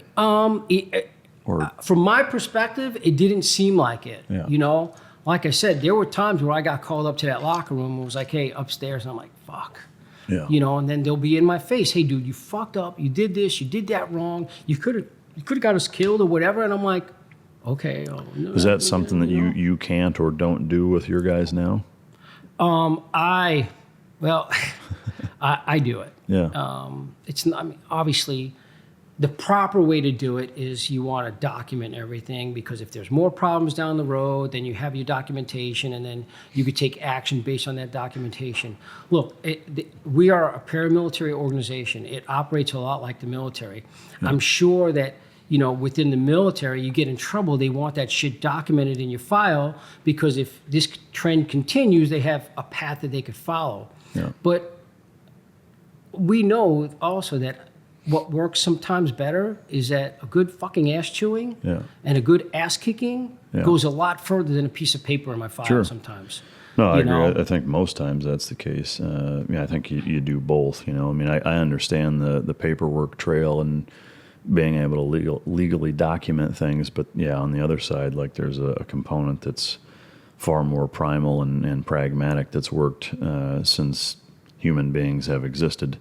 With you running, being the program coordinator for, your municipality's police academy, what lessons have you taken from, the one that you went through and where it was lacking, And, how long is it now? And what are kind of some highlights of what you focus on to help bridge that gap of teaching them as much as possible during that time in today's day and age? So now in Illinois, the police academy is 14 weeks for the suburban academy, for the suburban police departments. Again, CPD runs their own academy, and it's a lot longer. I want to say like 26 weeks or something like that. Why is there such a disparity? I don't know, but they do a lot of their own in-house stuff that we can't do because we do general. Okay. So they kind of do a lot of their general law enforcement, stuff to kind of get them up to speed, and then they do their focusing because they have them in-house already. Yeah. So I'm sure a lot of that is that. Here's how we do it in Chicago. Yeah. For us, it's all general. It's, they give us the state gives us a curriculum that we have to follow, and they give us 14 weeks to cram that all in there. Now, we do a lot more scenario training because that's important, obviously. I mean, you understand the value of that, So we try to squeeze that in as much as possible to get them acclimated to the real world, the real policing world when they get out there. Yeah. So you wake up tomorrow and now you're, in charge of making whatever changes you want. Tomorrow you're the fucking governor or whatever positional authority you would need to make the academy, however you want it. What changes would you make given definitely more scenario training. We have the biggest request that we have, and where I see the biggest value is, for example, we have what's called VirTra. It's 360, basically shooting, scenarios, film all the way around you. So when I'm at the academy training the officers during range week, we do breakout groups, and I'll take some of them into this scenario room where they do videos. We'll start off with basic one-screen videos of decision-making. And then I'll run them through the decision-making aspect of that. It'll be a bunch of different shoot, don't shoot scenarios that will unfold in front of them. After that, we break that down and we have discussions on that, like, why did you not shoot? Why did you shoot? Why didn't you take cover when you were supposed to take cover? Why didn't you give commands? We'll go through that. There's not necessarily a right or wrong answer with that, but I want them to be able to justify and articulate why they took a certain action, because I want them thinking about what they're doing. Yeah. Then the following week, we'll take them in there and we'll do the 360 scenario where it's more dynamic, where things are unfolding very rapidly for them, and where they took the training that they had the previous week and they do it this week. Yeah. Okay. After we're done with that, they're always like, "Sir, are we going to do this more? We need more of this." And I'm like, "I agree. We may not have the time to do this anymore." Yeah. Because what it is they sit in the classroom most of the time and they listen to the stories of the officers telling them, you get on the street, you're going to make this type of traffic stop. Here's how you're going to do it. Here's, step 1, step 2, step 3, step 4. And they're in class going, okay, I want to get out there and do this. Yeah. Once they start doing it, they're like, holy shit, there's a lot to think about here. Yeah. So my feeling is the more they do that, the more exposure they get to doing that, the better they'll get at doing it. They'll be able to cycle through this. The biggest thing we talk about is like, Boyd's OODA loop. We go through that with them: observe, orient, decide, and act. And the quicker you could cycle through that, the quicker you could defeat your enemy. And we use that model at the police academy, and we say, all right, look, you have to think through this very quickly because shit unfolds pretty quickly on the street, and you have to make a decision, and you are responsible for every decision that you make on the street. Yeah. They are very slow at doing that initially. And like I said, being a trainer yourself, you see that with guys that are new. Yeah. They're not thinking as quickly. They're not thinking as dynamically because they don't have that experience. So the more exposure they get to that, the better they become at it.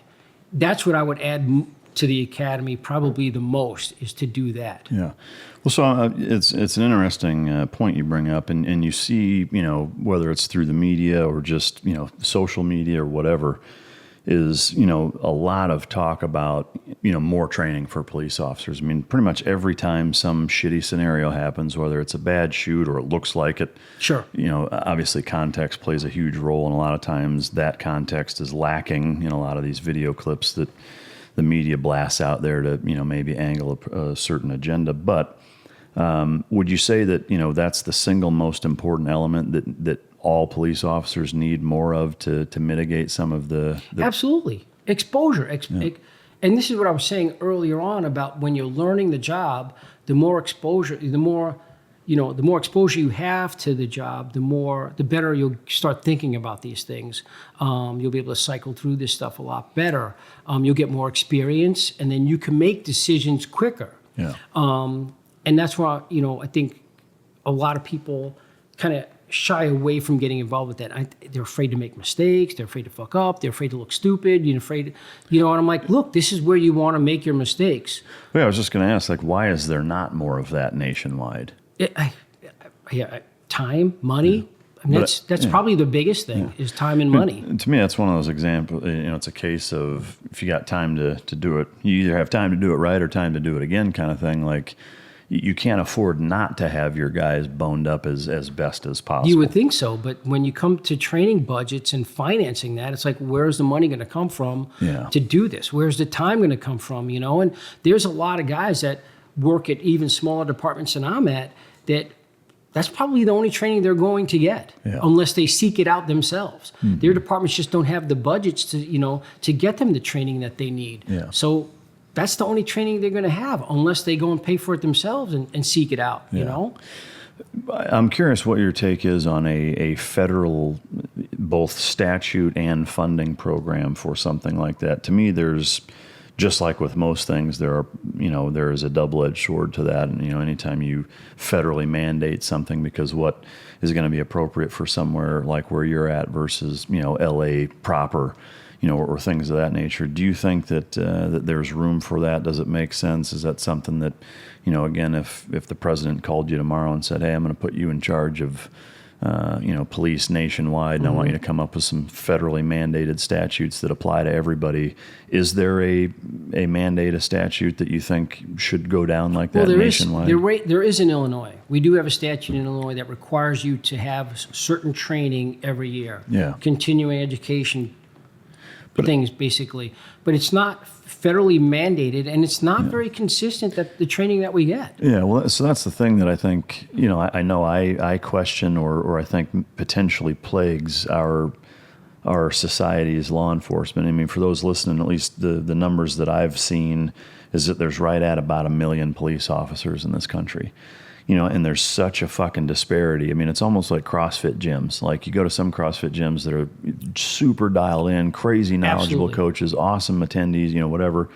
And then you go to some other ones, you're just like, how the fuck are you guys a franchise, Right.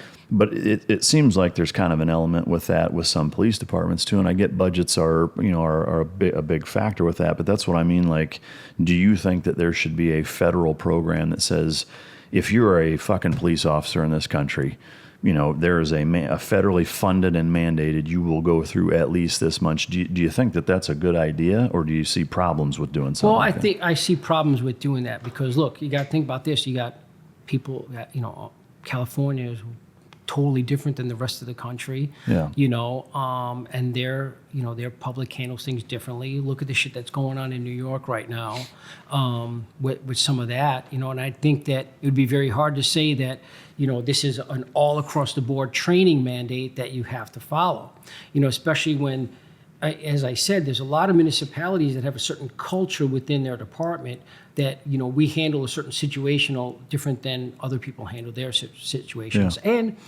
just the laws in and of itself. You have the Ninth Circuit out in California who, sometimes is, you wonder what kind of decisions they're making out there, versus the Seventh Circuit in Illinois that, where, you have a more, although not necessarily super conservative approach, it's a lot more conservative than it is out in California, Yeah. So it's like, you kind of wonder those decisions too. And you got the laws, where it's, in California it would be, illegal to do a certain thing. It may not be illegal in Illinois or New York or in Texas for sure, For sure, yeah. For sure, Yeah. So, so you got those requirements too. So for the feds, for it there to be a federal statute to say this is how it's going to be across the board, I think it would be very difficult to mandate that with the different laws, affecting each. Yeah, I mean, in reference to the Ninth Circuit, I think Obama as a judge would be conservative by Ninth Circuit standards. Yeah, you know? totally. And I certainly understand that, each state, there's a lot of things that are different. I mean, Texas, as an example, I'll prove it here on YouTube real quick. Keep my muzzle discipline. This is legal in Texas, right? If you came across something like that in Chicago, that would not be legal, correct? No, right. I'd be up shit creek with something like that, right? Yeah.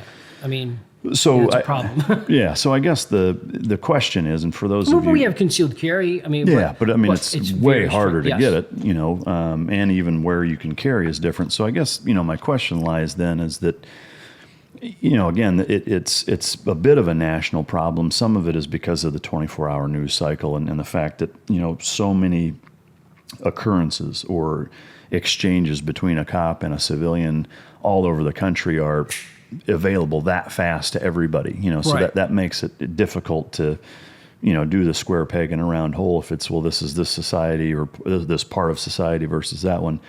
Is there anything that you could offer that you would recommend if again, you were in charge federally, that you would be able to say, we at least need to do this for everybody to give some kind of consistency? Because it seems like there is, even though I understand why there are inconsistencies, is there a component that you could add that would help mitigate some of the lack of training problems that seem to be somewhat prevalent? Well, there's some national training courses and stuff that you can take that are pretty consistent across the board. Mm-hmm. Again, you'd have to first understand the dynamics of how this all comes down. Meaning, you have your U.S. Supreme Court rulings, okay? And you could take any U.S. Supreme Court ruling and you could read those and kind of interpret it your way. And you have to think about it this way. You have 9 justices who can't even decide. Yeah. Which is, you have, how often do we have 4 to 5 decisions, split, or almost split, kind of making these decisions and these are supposed to be the smartest people in the country that can't agree on that. How are you going to get the rest of the nation to agree on training? Because once they come out with those cases and they filter down, now it's up to me, let's say, to interpret how I want to train this particular case. So I'll read the fact pattern, I'll read the law as is associated with that fact pattern, and I'm going to interpret it based on my training and experience, which is a lot different than other people's training and experience who are interpreting it. I could get a bunch of police officers in the same room from the same municipality, and we'd still disagree on our interpretation of the law. That's why it'd be very difficult. In theory, you could probably sit there and say, all right, we're going to train this way across the board. It will never happen because everybody has their interpretation of how they're going to train based on their training and experience and how they're going to regurgitate that information in a training environment. And that would differ. I mean, like I said, within a department, we get into arguments about, well, what does this mean exactly? And what does that mean exactly? And like I said, you can't get 9 Supreme Court justices to agree, and they're the smartest people in the country, supposedly. Allegedly, right. Well, so, I mean, what is the answer then? I mean, how do you bridge the gap of what's going on now where there are instances, or is it just, it's such a small percentage, it seems like it's more because they're highlighted more? I understand that, if you look at the amount of exchanges between police officers and civilians in a day, it's hundreds of thousands, if not millions. Well, I think for the most part, our police officers in the U.S. are probably the best trained that they probably ever have been with the case laws, with everything else. There's more requirements on police officers. Some have to have, some municipalities, you have to have a bachelor's degree before you're even hired. So in our time, we probably have the smartest, most trained police officers that we've probably ever had. I think now educating maybe the rest of society with how we're doing stuff. And then that way we can have an understanding where we bridge that gap. So, and I'll give you an example. So I do a lot of use of force training for civilians, meaning I help them understand why we do what we do.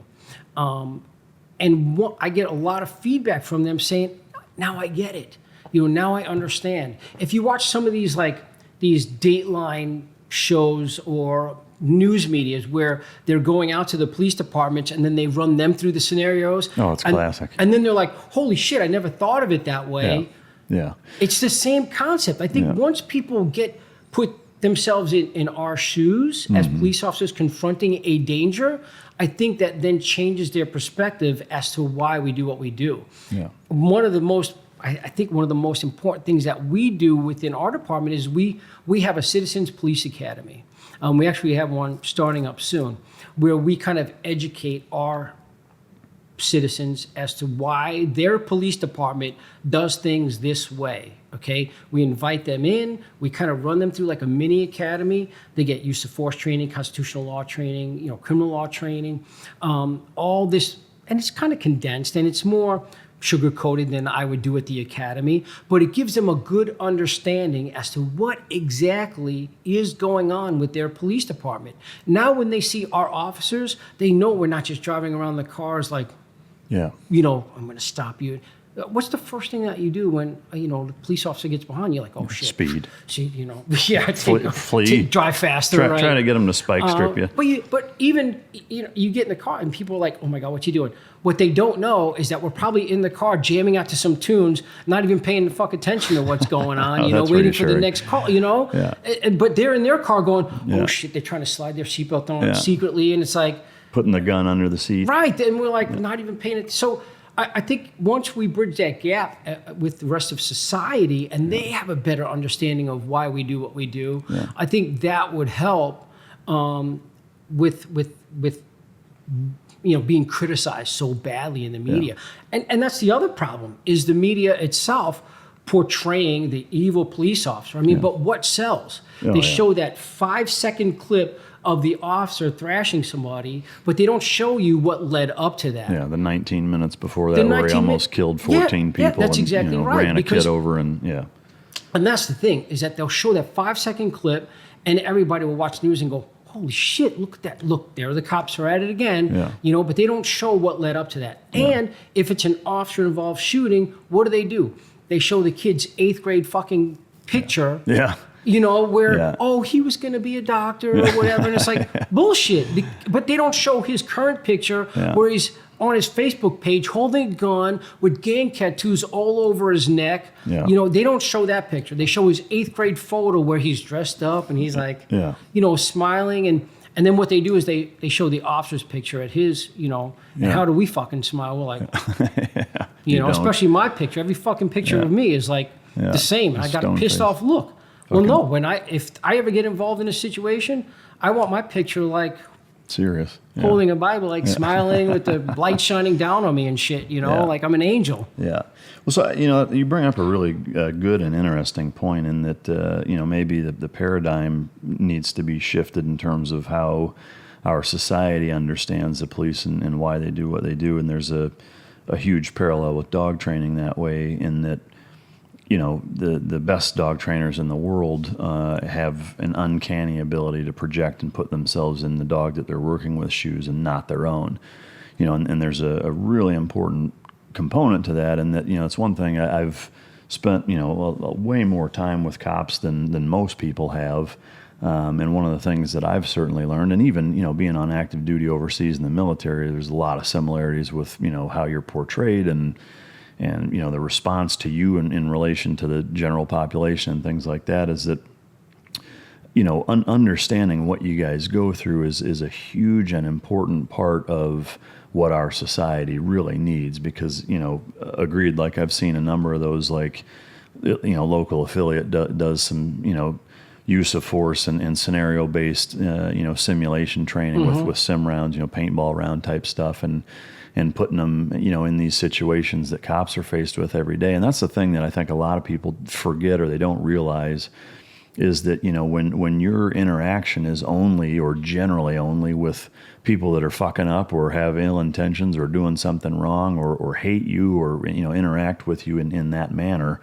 or a shift ago, somebody fucking pulled a pistol out when you were walking up to the window and started gunning your ass down, like that has a pretty significant impact on you. And I think, my point in bringing that up with not just people needing to understand what you guys go through and what it's like being in your shoes, but also the understanding that's what your day-to-day life is, and I think that by putting them through those, those types of situations and helping them understand that, I think would go a really, really long way in trying to mitigate a lot of this crap. What do you think is an effective way to get that out to the population?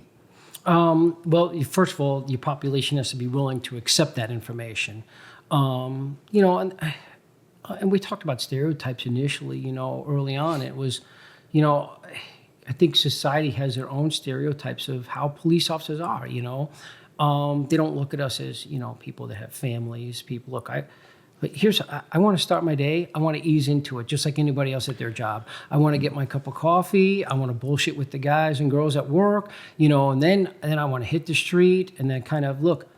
I hit the street and I'm like, okay, I want to go hunt for the bad guys. I don't want to stop the soccer mom who's, driving a little fast to pick up her kid because she's late to pick up her kid at the daycare and she got bitched out already, one time for being late. Yeah. That's not who I'm looking for. It really isn't. Most police officers, that's not what they were out there doing. I want to ease into my day just like anybody else. I'm hoping that, okay, today I don't have to pull my gun on somebody. I'm hoping that, do I want to make my arrest? Absolutely. Am I mandated to? No. And if I don't make any, okay, that's fine. There's, there's always tomorrow. So I think society has to be willing to accept that their police officers are human beings. We're normal people just like everybody else. We're not robots. Yeah. We're not the Terminator, silver guy like storming after. RoboCop or anything. That's not us. Yeah, well, I think that, that makes me think of another point that, we live in a society where we tend to set our own standards and criteria too high in certain areas. In that, especially when it comes to liability, safety, mistakes, things like that, with corporate America tending to drive a lot of our societal protocols, is that, if there's an accident, we need more safety briefs or we need more safety protocols or whatever. And to me, again, I don't know the exact percentages, but I know it's excruciatingly low if you look at, the number of interactions cop to civilian and the ones that a cop makes a bad fucking call. It's a fraction of a percentage. It's very minor. So how much of that is hey, when you have 1 million police officers out there interacting with 330 or 40 million people, like there are going to be some mistakes made. I don't give a fuck what you do.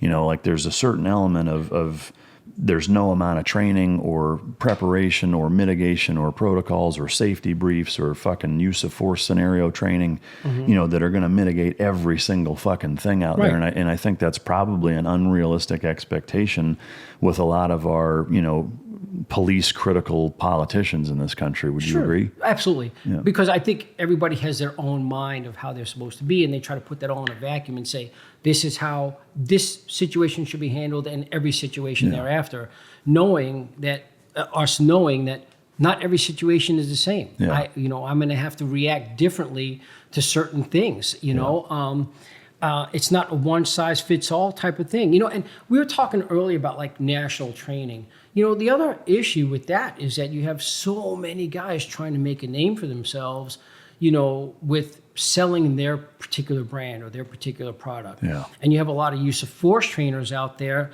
And I'll give you an example, because I use this at my Assistant Police Academy when I'm trying to explain how a police officer is supposed to make a decision. There's a use of force continuum. And it's color-coded, and it says, if this happens here, if an offender acts this way, the officer's going to act this way. If this person acts this way and escalates it, then this person acts that way. What they're trying to do is place that in a vacuum and say, step 1, step 2, step 3. Life doesn't work like that. Yeah. You could go from here to there in a fraction of a second. Yeah. Now, add that to all these trainers that are coming out and now come up with their own little color-coded chart. You should follow this color-coded chart because it explains it a little bit better. Or this use of force continuum, or this use of force continuum. Now you got 10 different charts that an officer is supposed to follow to use force. Probably the most, traumatic thing that they're going to do in their career is to either shoot somebody or kill somebody. Yeah. And we're trying to put that all in a vacuum type, picture. Yeah. It doesn't work like that. Yeah. That's why the decision-making training is the best because it gets them thinking about what they need to do in this case, what I need to do in that case, you know, and what I need to do and what I do with our recruits is I challenge them further to push that envelope in training. Because if you don't push that envelope in training, you're not going to know what you're capable of doing on the street in real life. Yeah. I want you to push to failure at training and understand what your limits are or what you need to work on before you get on the street and actually face that situation. Yeah. So you mentioned use of force, so I'll bring up a note that I have written down that I wanted to ask you about and get into. Is that, you know, we'll take one of the more popular cases in the last few years was the guy Eric Garner in New York City. I'm sure you're familiar with that one. With Sure. The cop that put him in the chokehold just recently was fired. And there's a couple questions I want to dig into with that is just, you know, before I kind of give you, you know, my thoughts on it, I would like to get your opinion on that case specific because it's so well known so that we can kind of use that as a case example. What is your take on that entire thing? Okay, so I get asked a lot of questions with regard to use first. And first, I'll give the caveat that unless I am in that officer's shoes, it is very hard for me to say what I would do or what the right thing to do or the wrong thing to do in that case. It's very hard to do that unless you are in that particular situation at that time dealing with that. Yeah. Okay. I don't think he got the support that he should have gotten from his administration, which is very important when it comes to a liability issue or use of force case.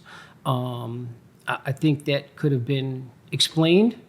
I think that could have been, you know, justified. Do you think what he did was a mistake, or do you think that he acted wrong?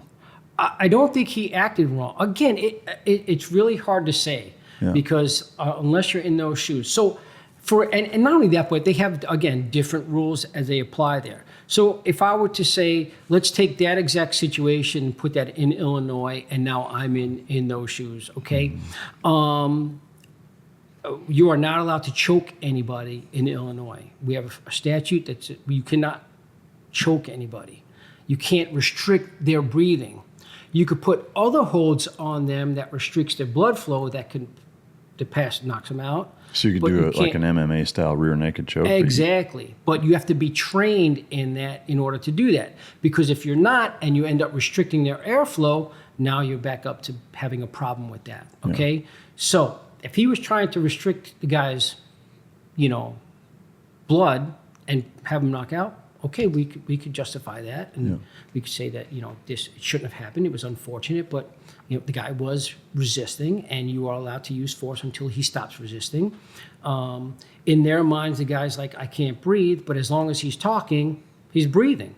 So in the dynamic of it, as it's going, you're sitting there trying to trying to restrict his blood flow, trying to get him to stop resisting the arrest. And in the meantime, he's going, I can't breathe. And you're thinking in your mind as you're doing that, well, fuck, if he's talking, he's breathing. How could he, you know? Or if he's still resisting. So I just need to put it a little bit tighter. Now the guy goes unconscious and ends up dying.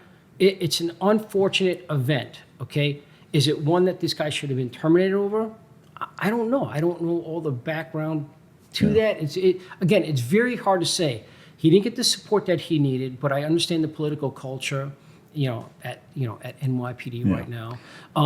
But not knowing the internal workings, not knowing this guy's, the officer's history with use of force. I mean, I don't know if there was a history with that. I mean, those are all factors that come into play. So it's very hard for me to give, an opinion on whether he did something that he did was right or wrong, other than kind of breaking it down like we did and playing the what if game. Yeah. What if that, what if this? So I guess if let's say, again, tomorrow, magic wand, you're in charge of Illinois' hands-on police statutes or, rules, limitations, et cetera. Do you agree with the no choke policy in terms of a individual resisting arrest? Well, okay, so you have your passive resistance and you have your active resistance. Your passive resistance is just somebody trying to avoid getting arrested. Active resistance is somebody who's actually fighting you, to harm you to try not to get arrested. So you have to have that distinction initially. And this goes true with any kind of use of force. If I'm in a situation where I feel like I'm going to die, then as far as I'm concerned, it's on. Anything, I've never been trained in knocking somebody out with a rock, but I'll fucking grab a rock and knock the shit out of you if I think I'm going to die. Yeah. Okay? And you could bring me to court and say, hey, he's never been trained with the use of that rock. I don't give a shit. I was about to die. Yeah. I'm not going to die. So now I'm justifying that level of force, even though I've never been trained in that. Can we say, oh yeah, I'm going to allow chokeholds? I don't know. I think the situation would dictate, because even though they've outlawed the chokehold, if I'm going to die and that's the only thing that I can do to save myself, I'd rather be fired working at Walmart and alive than dead. Yeah. Because I didn't take the measures that I needed to preserve my life or somebody else's life. Yeah. Well, so two things. I think I agree in that, when it comes to an active resist, and they're swinging at you or, trying to choke you or whatever, like, to me, that's pretty cut and dry. Like, all bets are off, fair game, everything's fair game. Absolutely. Where I think you can run into trouble is passive versus not. And again, just kind of sort of playing devil's advocate on all sides here, just trying to be objective, I guess would be a better way to phrase that, is that, if I'm putting myself in this specific instance where, again, I wasn't there, same as you, but dude's twice my size. That's a factor, absolutely. And the fact is, like, for anybody that's never been in a fight, you don't get an opinion. Right. And that's number one. Like, if you've never been punched in the face, you've never been in a fight in your life, like, your opinion basically is fucking useless, when it comes to stuff like this. But there is a stark difference when you're trying to grab somebody that's a lot bigger and a lot stronger in terms of your adrenaline and the fear level that's going to be, brimming in your mind at that point. And that's where that gray area, it's like, well, he wasn't swinging at you. Okay, but, I also know that even if this guy falls on me on the concrete, I'm probably going to break my fucking pelvis. Right. Or like, there's a lot of little nuances there. Absolutely. Just like, when you're doing bite work training with dogs, there's so many things you feel and experience and exchange with that dog when you're the one in the suit that even the handler standing there 2 feet away doesn't see, doesn't feel, whatever that exists when you're grabbing somebody. That's where I think it's hard to make that contrast or have a statute that you can say, yep, you did this, so that was wrong or whatever.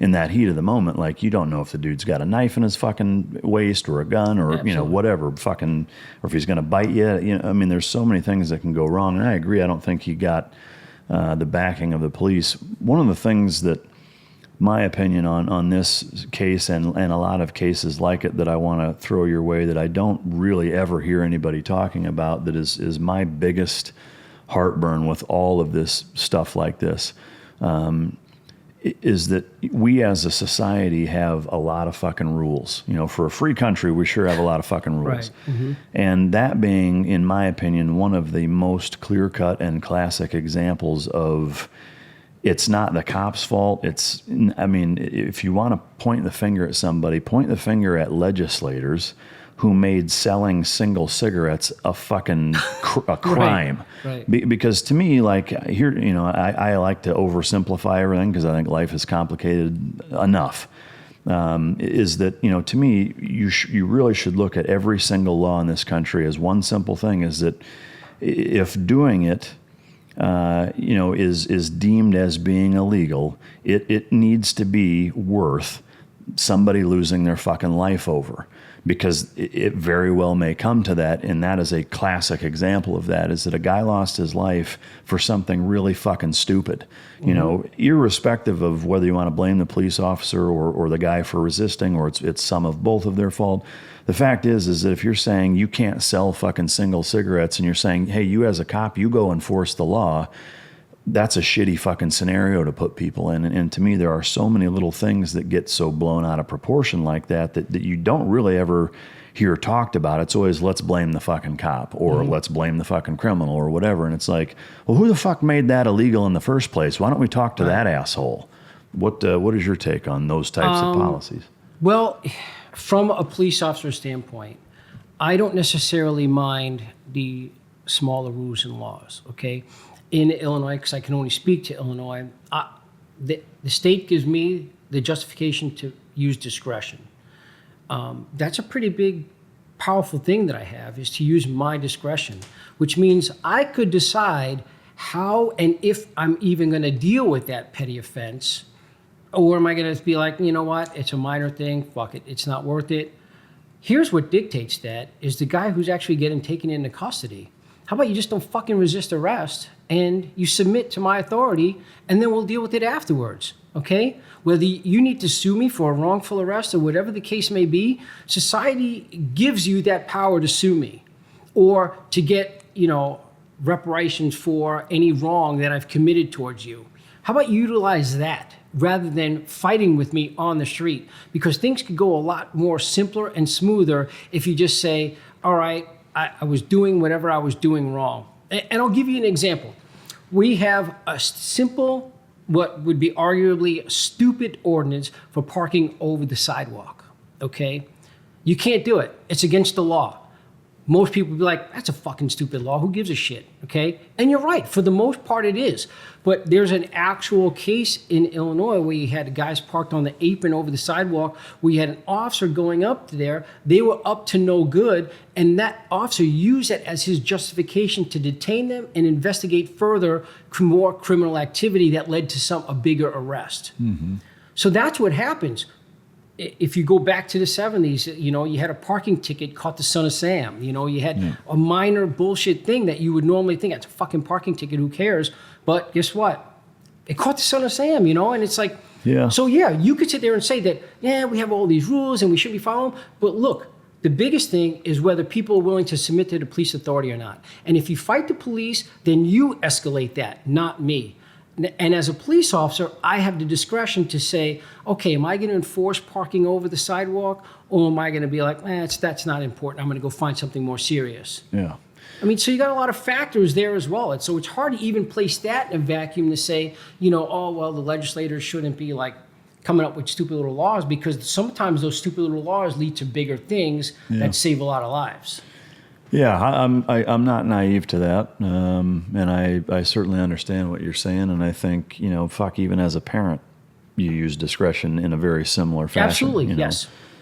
Where I think that it causes a lot of problems, and I'm not saying that I have the answer, or maybe there isn't a right answer, is that, where there's a disgruntled nature with society as it relates towards police officers is I think how that discretion is used. Yes, absolutely. And when and with who and why, and totally. So, to me, like, I get it, but that comes with a big fucking price, Yes, it does. That I wonder if there's an element that almost makes it not worth it. Maybe not. I don't know. Like I said, I don't know that maybe there's no right answer, because it's a pro and con issue, just like with anything. But it's an interesting perspective. And again, it just, to me, when I look at that's an element that I think is at least worth talking about, that you just don't hear a lot of. It's always like, well, it's either the cop's fault or it's this guy's fault. Yes. And it's like, well, what about, let's look at some other contributing factors that may be part of the problem. Right. But now, again, I don't know what some of the background to their tobacco laws are or anything like that. But I mean, for us, if you park over the sidewalk, it's because people can't walk by on the sidewalk. They have to walk into the street. And so you have, now you're putting people in danger because they're walking in the street. Again, minor, or being in the park after dark, a minor offense. But again, that allows the police officer to detain and investigate further additional criminal activity. Yeah. If there's no criminal activity, hey,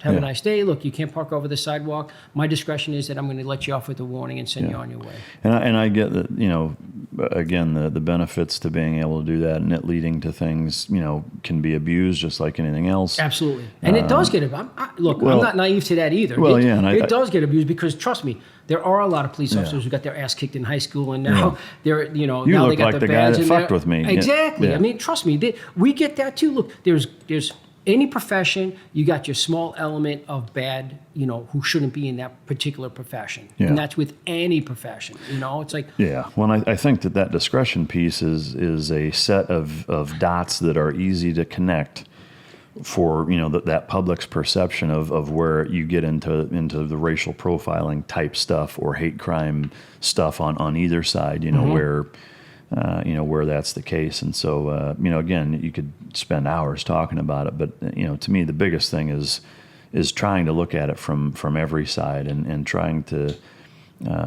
take into account as many factors as possible with stuff like that. And it's just one that, again, you don't hear very often. And you're right. And here's the thing is that there may not be an answer to that. I mean, it may be more of, hey, let's sit down, let's discuss these things and figure it out, as we go. And like you said, there may not be an answer to it. I don't know. Look, I don't know everything, and I don't know what the right answer would be. Yeah. But you'd have to have a sit-down discussion first to figure it out. Here's the thing. I mean, I'm sitting here saying like I'm clubbing people with rocks and shit like that. Yeah. I'm not out there clubbing, so don't try to use this like in my lawsuit, saying he fucking said he was going to hit somebody with a rock. Look, yeah. I was using it as an example. But you said something that's very important, and that's being able to articulate why you're doing what you're doing and when. When you sit there and you kind of said, this guy, size, strength, those kind of matchups, you have to take that all into consideration. A lot of police officers don't get in trouble for what they do. They get in trouble for not being able to justify it or being too lazy to justify it, Yeah. We always say, I don't know where, I had heard this and I kind of use this in my training now, but it's CYA. Not cover your ass, but can you articulate why you did what you did? Yeah. Justify to me why you did that. Yeah. Step 1, step 2, I want to hear you tell me you were in fear of your life. That's the other thing. We get police officers like, I wasn't afraid. Motherfucker, you better have been afraid to be, tell me you were afraid. Yeah. Just cut the macho bullshit. You want to go home and stare at yourself in the mirror, fucking puffing your chest out with your fucking naked with your gun belt on saying how badass you are? How many times have you done that? Well, I mean, if you want to... Yeah. Was Vaseline involved or no? But if you want to do that in private, fucking do it all day long. Yeah. But when you're justifying what you're doing, you better be able to say, I was in fear of losing my life. Yeah. That's why I did what I did. Yeah. Now articulate it from there. Why were you in fear? Well, the motherfucker got out of his car. His hands were clenched. He's sweating profusely. He had no shirt on. It's the middle of January in Illinois. So I reasonably believed he was on drugs. Yeah. He was shaking his face, he's gonna kill me and take my gun, and kill me with, he's gonna take my gun and kill me with it. And by the way, I know this guy. I've dealt with him several times. He's a drug addict. He's a big guy. He used to be a former football player. Yeah. So he's a big dude, or he's an MMA fighter or something, That's being able to justify my actions and why I did what I did. Yeah. Well, yeah, I mean, to me, it's, everybody that's listening was a child at some point. A lot of people listening have kids. To me, it's the same scenario as your kid comes home from school. Let's say they're in 7th or 8th grade. I punched somebody today. It's like, there are some reasons where I'd say, you did the right thing. There's other ones where it'd be like, you're in deep fucking shit, Right. So, I mean, like, to me, that's a huge component of it that I'm glad you brought up. But yeah, I mean, you've got to be able to justify why you did what you did. Which brings me to my next question that I wanted to talk about is body cams. What your opinion is of them. I know that just like with any other singular angle perspective of something, it's not always what it seems. And I've seen enough. Here's what the body cam footage looks like, and here's 3 other angles that are of the exact same scenario. It's like, wow, that's way fucking different than what it looks like. Yes.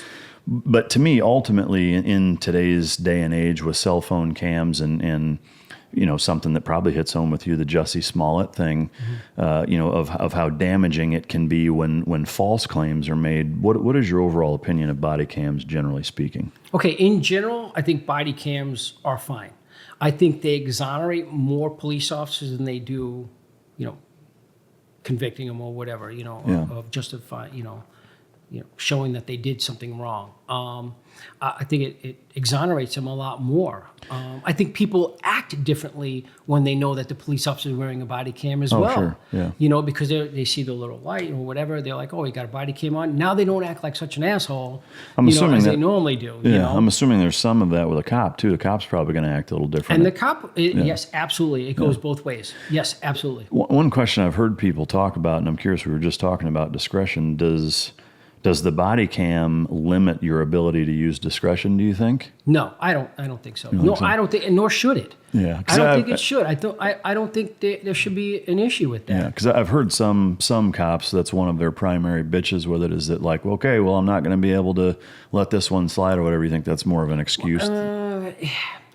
It depends on the culture of their police department. Yeah. I mean, if their department's like, get out there, make arrests, write tickets, do this, and now they're letting people go, and they're going back to their department going, let this one go today, and well, no, we told you to make arrests. Yeah. Again, that's going to be culture specific for that particular municipality or that particular department. Yeah. In general, like I said, I think the body cams probably exonerate more police officers.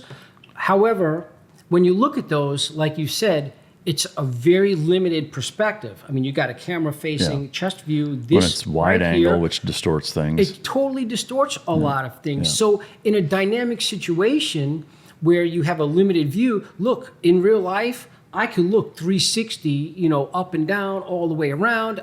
My head's on a swivel looking around. I could see different things that my body cam does not see. Yeah. If I catch movement out of the corner of my eye and I direct my attention there, and then eventually have to shoot because of a certain reason, my body cam is not seeing all of that as it goes around. So it's very limited in that regard. But I think, like you said, in general, I think it probably exonerates a lot of, I know if I was a cop, I would actually prefer to have one. I mean, obviously not having... There's a lot of police officers that have gone out and got their own when they don't have them, Yeah, I mean, not having been one, like maybe my opinion would change if I was out there and I had one and maybe it would be different. Do you guys use them? We don't. We don't. In fact, we just started getting squad car cams. Oh, okay. Which I appreciate those more because they're a little bit more, show the bigger picture of what's going on. Do those pick, like, if you pull somebody over and you got just a dash cam, right? Basically. Cam. Is it forward and reverse? You can have it set up both ways. Okay. I mean, at the same time? Yes. Or is it okay? Yeah. So if you pull somebody over and the dash cam is on, does that dash cam pick up your verbal interaction with that person? Yes. Like completely? Yep. As long as I'm wearing the microphone, it picks up all the interactions. Absolutely. Oh, that's good. Well, and that leads into my next kind of question in terms of just generally speaking, patrolling tactics, stop and frisk, profiling, rolling with 2 officers versus 1, females versus not. I kind of wanted to spend a little bit of time talking about what your thought process is on that. And I know some of it, again, is going to depend wildly, like you're going to do certain tactics or protocols, procedures, whatever, if you're in Compton versus, Podunk fucking Kansas. But generally speaking, I guess. That's where I work at. Podunk, Kansas. Yeah, Podunk.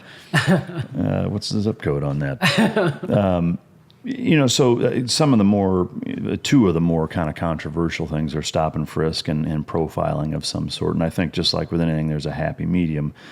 But then you get into, certain amendment violations and what have you. What is your take on those 2 specifically, I guess? With regard to? Just stop and frisk as a good example of, do you think it should be implemented? Do you think it should be legal? No. Constitutionally, no. I mean, anybody who's studied constitutional law, I have, I don't. Everybody has an expectation of privacy. Okay, I have an expectation of privacy. You have an expectation of privacy. We have certain areas where that expectation is very high. Obviously, it's very high within my home. It's very high within my personal space in my body, my pockets. So just somebody being able to. I put myself in a civilian's shoes. If I'm walking down the street, I wouldn't want an officer just to walk up to me and just start patting me down for no reason. Yeah. I want you to be able to articulate why you reasonably believe that I am presently armed and dangerous to justify that pat down. Yeah. Okay. Now, I know NYPD got in trouble for this, a few years ago with basically just walking up to people, And the thing is that you can't just have the police officers able to do what they want. They should have a lot of discretion. We should support our police, but we shouldn't allow them to just say, hey, we want to be able to stop and frisk whoever we want. Because remember that discretion or that power that they have is a pretty enormous power. We give our police officers a lot of authority when they put that badge on. We don't want them to abuse that. And if you don't put restrictions on that power, then you run the risk of having people abuse that. Now you got officers walking up to anybody and everybody, patting them down. Yeah. You know, not everybody is concealing something illegal. I may be concealing something I don't want you to know about. Yeah. You know, fucking whatever, you know, a You little may sexual have device in my pocket. You may that- have a 3-foot strap on. down Right. your I leg. don't want you just walking up and patting me down, finding that shit out. That's not illegal, Yeah. but I still don't want you to fucking know about it. Yeah. You know, it's like, come on, that's my privacy stuff. Yeah. So you kind of got to have a balance with that. You have to limit that ability to the officers to be able to do whatever they want as well. Yeah. So constitutionally, I don't think that we should be able to, you know. Now, as a police officer, putting myself, would that be nice to be able to pick and choose? But yeah, I feel like, in my opinion, I act responsibly. So I would limit myself and use that where I wouldn't abuse that. Yeah. Okay. But I can't ensure that everybody in law enforcement would do the same thing. Yeah. I'd like to think that I'm pretty reasonable and rational Yeah. in my thoughts and how I enforce the laws. I tell the recruits most of police work is 80% common sense.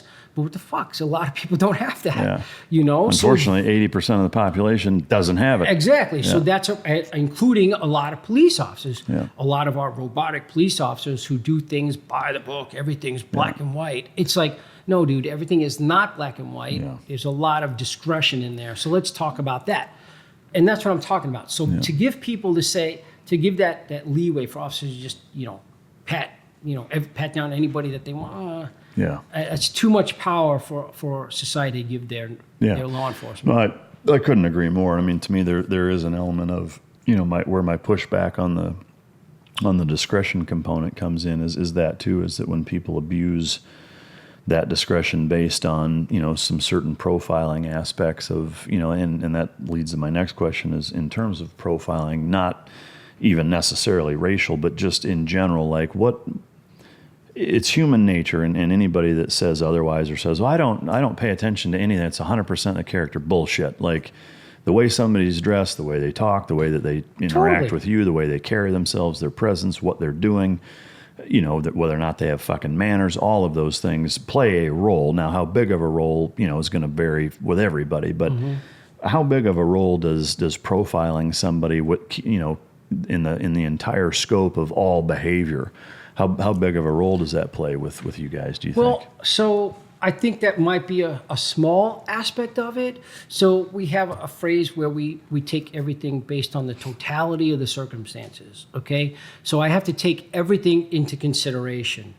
So if I have a predominantly black neighborhood and I see a white teenage girl in this neighborhood, now I'm flipping the roles now here and I'm saying I have a white teenage girl in a predominantly black neighborhood. What can you make the assumption that she's there to do? There's a lot of negative things you can There's a think lot of of negative things that I can do. Is that profiling?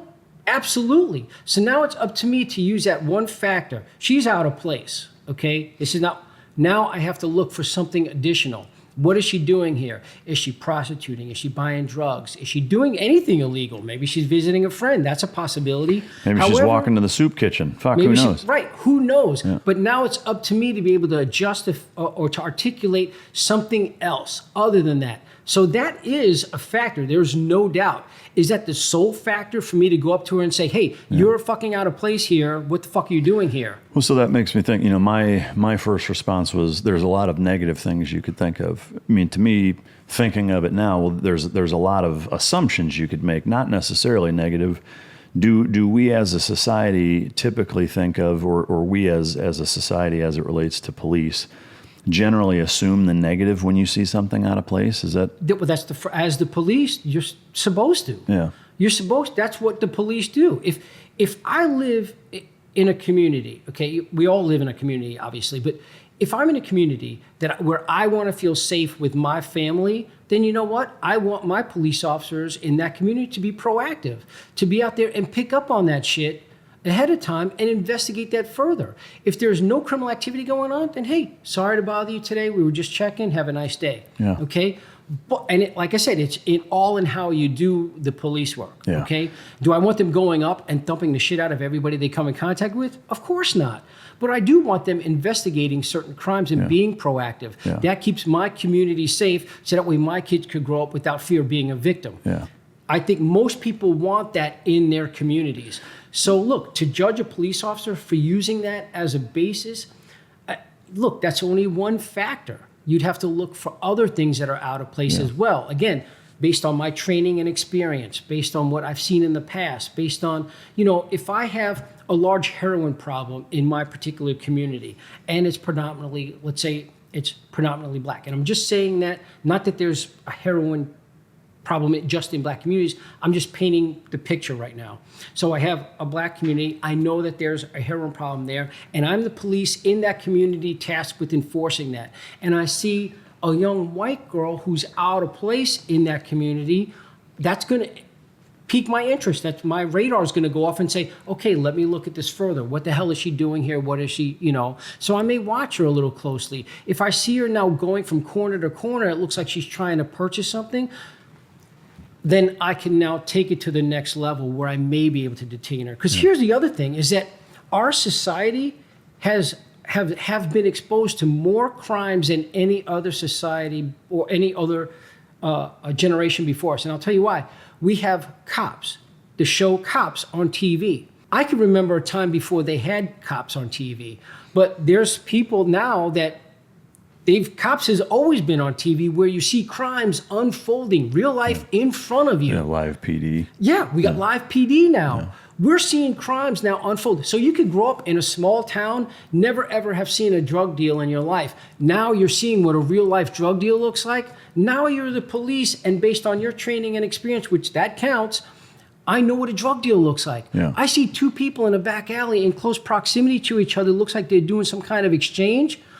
Based on the totality of the situation and my training and experience, I could reasonably articulate, I believe a drug transaction is going on. Yeah. Now, by law, I could go up to them and say, hey, what are you guys doing out here? Yeah. If they're just having lunch together and turn around eating their sandwich, hey, fine, have a nice day, sorry to bother you. Yeah. But the law allows me, though, to detain them to investigate further. Okay, as long as I believe that there's criminal action going on, but I have to be able to justify that. I have to be able to articulate that. And if I can't, then I can't do it. I can't detain them. And race, although not a sole factor, it could be a factor if taken in context where you have somebody who's out of place. Yeah. So you mentioned the word detain. Well, two things. One, but let me ask about the race thing first, is that if that does play a role, I can only imagine in as politically correct and walking on eggshells of a society that we now live in, how almost, I would say, probably impossible it is to justify using that as a factor in anything. You're absolutely right. Trust me, I'm sure there's people listening to where I'm sitting here giving these scenarios and people are gasping like, holy fuck, he said race, he said, a white girl in a black neighborhood, oh my God, that's horrible. Like, why is that out of place? Yeah, no. But the thing is, if you think about it, well, depending on it's what, reasonable. Yeah. And that's all we ask of our police officers, to act reasonably and to justify that. So yeah, if race is a factor, is it politically correct? No. As long as it's not the only factor, though, and there's other factors associated with that, then I think you can justify it legally. Does society like to hear that? No, they fucking don't like to hear it. But you know what? The reality is that if I'm going to go out there and keep your community safe, I'm looking for all these different things that are out of place. I'm looking for the shitbox car that's driving around the really nice neighborhood at a slow pace with their lights off. Yeah. That's what I'm looking for to keep your community safe. Yeah. Am I stereotyping anybody who drives a shitbox car? No, maybe they can't afford a better car, but it's out of place, and that's what I'm talking about. Yeah, well, no, I agree. I mean, to me, I would rather have the cops that are anywhere where I'm at. I would rather them be that way than the opposite. I would. I know a lot of people don't want that, and to me, I think that's a problem. I think it's also a big reflection or speaks volumes to how just emasculated our society has become, and figuring out something to fucking whine about basically is that, to me, it's like, in the grand scheme of things, if the worst part of your day is, a cop assumed something that was incorrect, like, is that really a fucking violation of your civil rights? Like, I don't think it is. I don't know. I mean, I can tell you, I've been in situations where I know a fucking cop has assumed certain things about me by where I was, what I looked like, what I was driving, how I was driving, what all of that, and the one common denominator, with all of it was how I interacted with that cop. Right. And if I was polite, respectful, and calm, I never had any fucking Absolutely. problems. And Yes. I'll be the first to admit, there's been times where it was a total crock of shit why I got pulled over. Sure. And even when I explained why I did what I did, anybody that's even fucking remotely reasonable would have been like, yeah, I see why you did that. And again, would have used discretion, and they didn't. And it pissed me off. Right, And sure. I started to argue and get heated and elevated.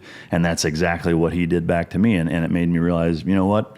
Now, just like you said, now is not the time to fight it. Right. And I didn't. And I went to court and argued it then, and it wasn't a problem. Sometimes it has been. Sometimes they still said, yeah, tough shit, you're getting the fucking ticket. Right. I don't mean to paint the picture I get pulled over all the time. No, but it's happened, where Absolutely. I can understand the the nuances of it, but it's Just something. chalk it up to all the shit you got away with before. No, I never did anything wrong. Oh, right. But there's so much to that I think people, it's almost like they want to be offended and want to be pissed off about it, and again, Absolutely. it's just, you got to realize how difficult of a job being a cop is. The last thing I have written down on just from a tactics standpoint, the last two things is just, and I know it depends totally on where you're at, but rolling with two officers in a squad car versus one, is that something that, from my perspective, that makes sense for just about fucking everywhere, but I know the manpower thing. What is your take on that? Yeah. Well, first of all, as an administrator, you got to take into consideration the use of manpower, the efficient use of manpower. Look, as a police officer in a squad car coming up through the ranks, I don't want anybody riding with me. Really? I'm in my car doing my shit. We have 10-hour shifts. I know there's 12-hour shifts and 8-hour shifts. We have 10-hour shifts. For 10 hours, I want, somebody in the car with me. Yeah.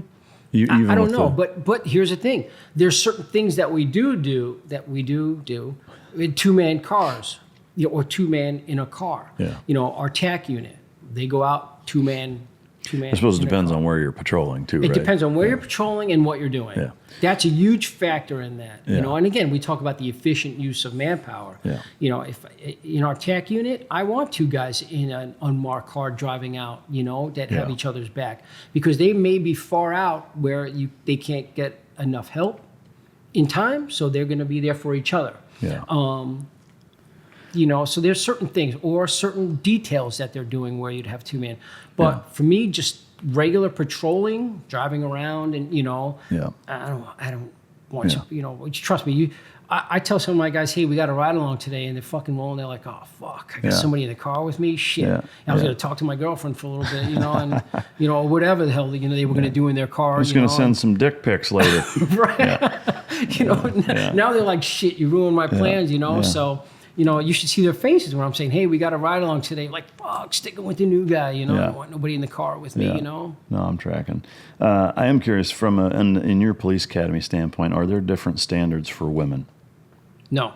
Same standard. And I'll tell you this, as the program coordinator at the academy, I've always held, raising two girls, coming from that perspective and raising them like boys, which is funny because growing up, I used to call, like, hey, boys, come on. Well, they're not boys. Yeah, you're my boys. You're the only boys I have. So let's go, I am very, at our police academy, I make sure that they get the same equal treatment that everybody gets. Yeah. In fact, I may be even a little bit tougher on them because of that.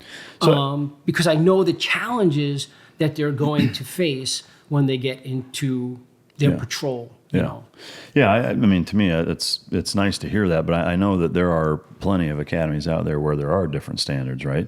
Like physical standards. Well, I think that's across the nation where there's probably different standards for females and males, and do I agree with that? No, but the state says that that's the way it is, and that's the way it is. I mean, same thing with the military. I mean, there's different, But to me, there standards for shouldn't be. females. No, well, here I think as far as like upper body strength, let's say, so we do a power test before you could get into the police academy. I think some of the upper body strength things, I think there probably should be different, because there's no way that you're going to get, you may have a female that's just as strong as a male. Okay, but you're talking about a male who's probably smaller in stature, probably, and it's very difficult. I don't want to say that because I'm not categorizing one or the other. Well, I mean, I'm just saying that typically females don't have the same upper body strength. Yeah. There are females that do. I'm not saying that. There are females that have the same, but there's not a lot. Yeah. Okay. So I don't think the same standard, but in Illinois, there's a different running standard too. And I don't think there should be a different there. Why do females run slower than males do? Or why are they allowed to run slower? Why are they allowed to? Right. I don't think they do, nor should they. Trust me. I got women there that come to the academy that are stronger than some of the men, that outrun some of the men, and that's fine. I can have a big muscle guy come in there, fucking slow as fuck in running, and the guy works out every day.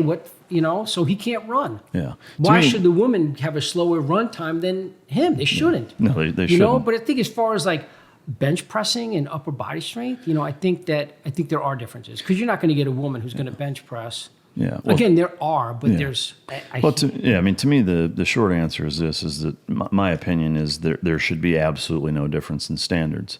Now, I will caveat that with ensure that the standards are reflective of the type of work that needs to be done.